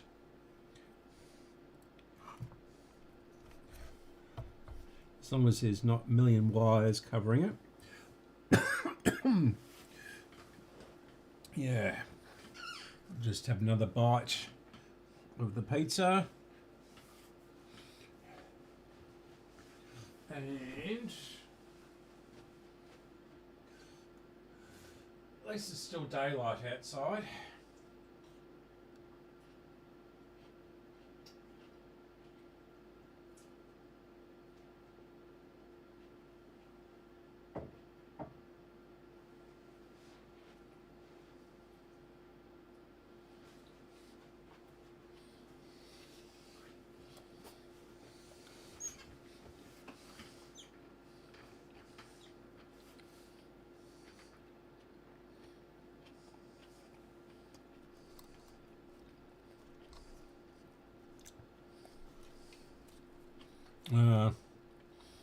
It's right under there. Excuse me talking with my mouth full.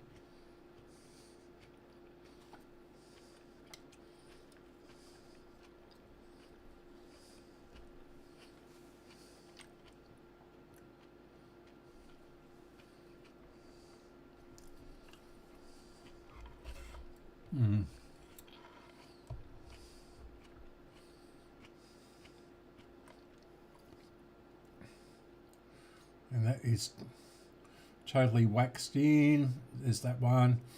I think I'm going to give up for tonight. I'm pretty sure down here is the tape recorder part. And probably along there as well. So that gives me even more reason. I see why that pin won't come out. It's got a axle through the middle of it. So I better be careful with that, because if that breaks, that's the end of that. Didn't notice that before. We've got one down here. What's this one? A 0.5 at 10 volts. That's an axial one too. Don't have any of those in that size. Yeah. Not doing the tape recorder at the moment, if at all. Okay, I'm going to end it there. We've only got, what, 5 minutes left anyway, so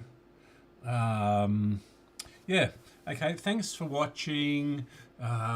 Thanks to all the new subscribers. If you've lasted through the video this far, a big thank you. I know this hasn't been particularly exciting, just doing this recapping, but yeah, I have to do it. Well, I don't have to do it, but it's desirable to do it, and I really wanted to see if I could sort out the power. Excuse me. I really wanted to sort out the power supply and get some power in it through this external socket here, so I don't have to do that. Actually, did we try that? I don't think we did. I don't think we tried that socket. Yeah, I did have a connector here. Put those away.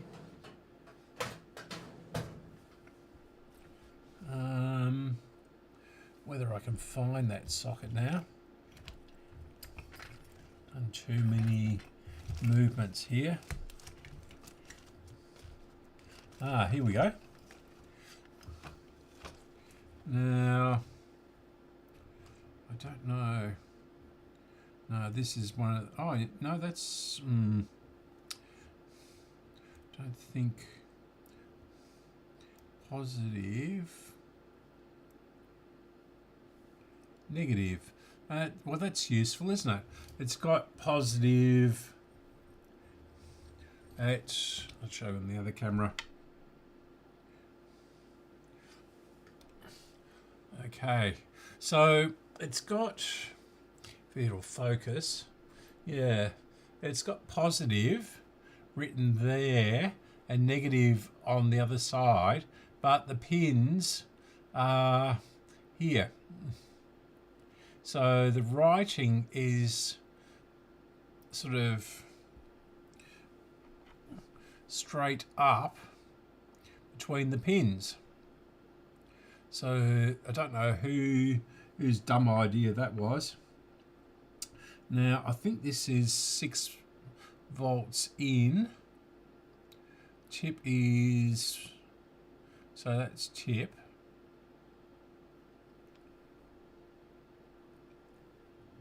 Again, that's at 90 degrees to the pins. I think we'll try that. And this power supply here, which I've had for an eternity.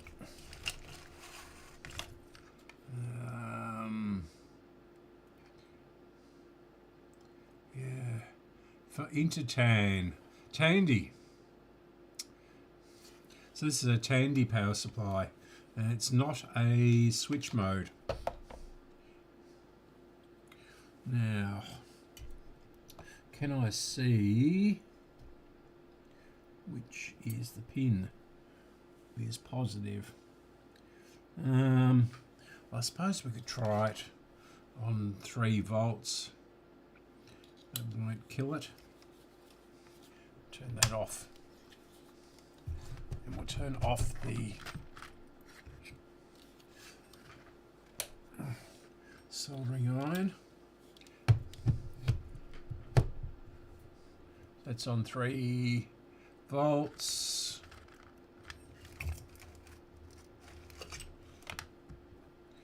Got this going into there. That's the right one. Nice tight fit.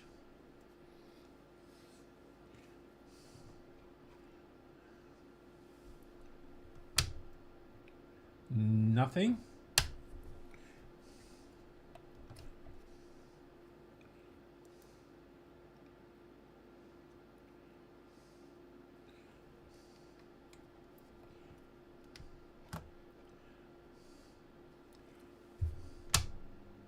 Ooh. Can hear a hum. Okay. I'll bring it up to 4.5 volts on this. Let's switch at the bottom there.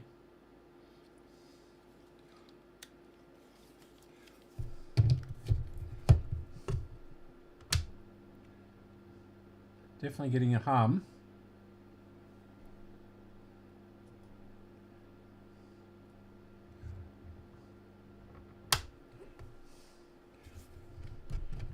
on 6 volts. I've no idea if this is putting out the right voltage or not. No. I can hear the hum.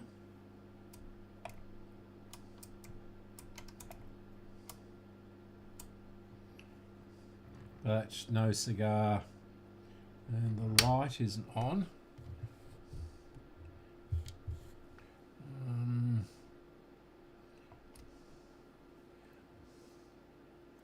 So we'll turn that around. Can't damage this power supply any more than it is damaged.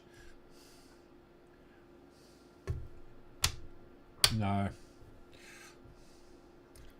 So we're getting some power through this. I wonder if this is affecting it.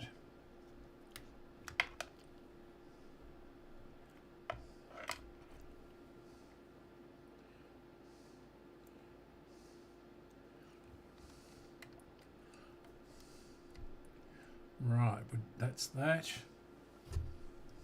And I keep on putting my hand in front of the camera, don't I? No. Okay. Oh, I might, if I get time, especially with this weather, I can't work outside. But the weeds are literally up to my shoulder at the moment. Yeah, I might do a midweek stream on this if I can't get outside. I've got appointments on Thursday and Friday, and I've got to go into Melbourne, into the city on Tuesday or Wednesday. So I've got, I'll either be here on Tuesday or Wednesday. I'm not doing tomorrow. Got other things to do tomorrow, and yeah, I've got appointments on Thursday and Friday, so I'll see how time goes, but I'm not exactly hopeful. Yeah.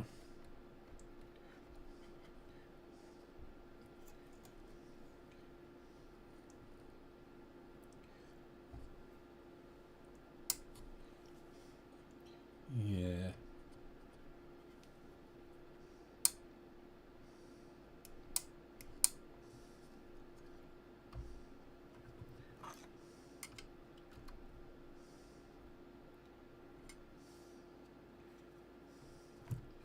Yeah, okay.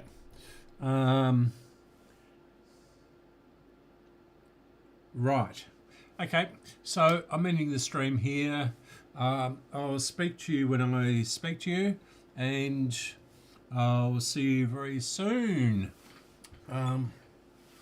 Thanks for watching.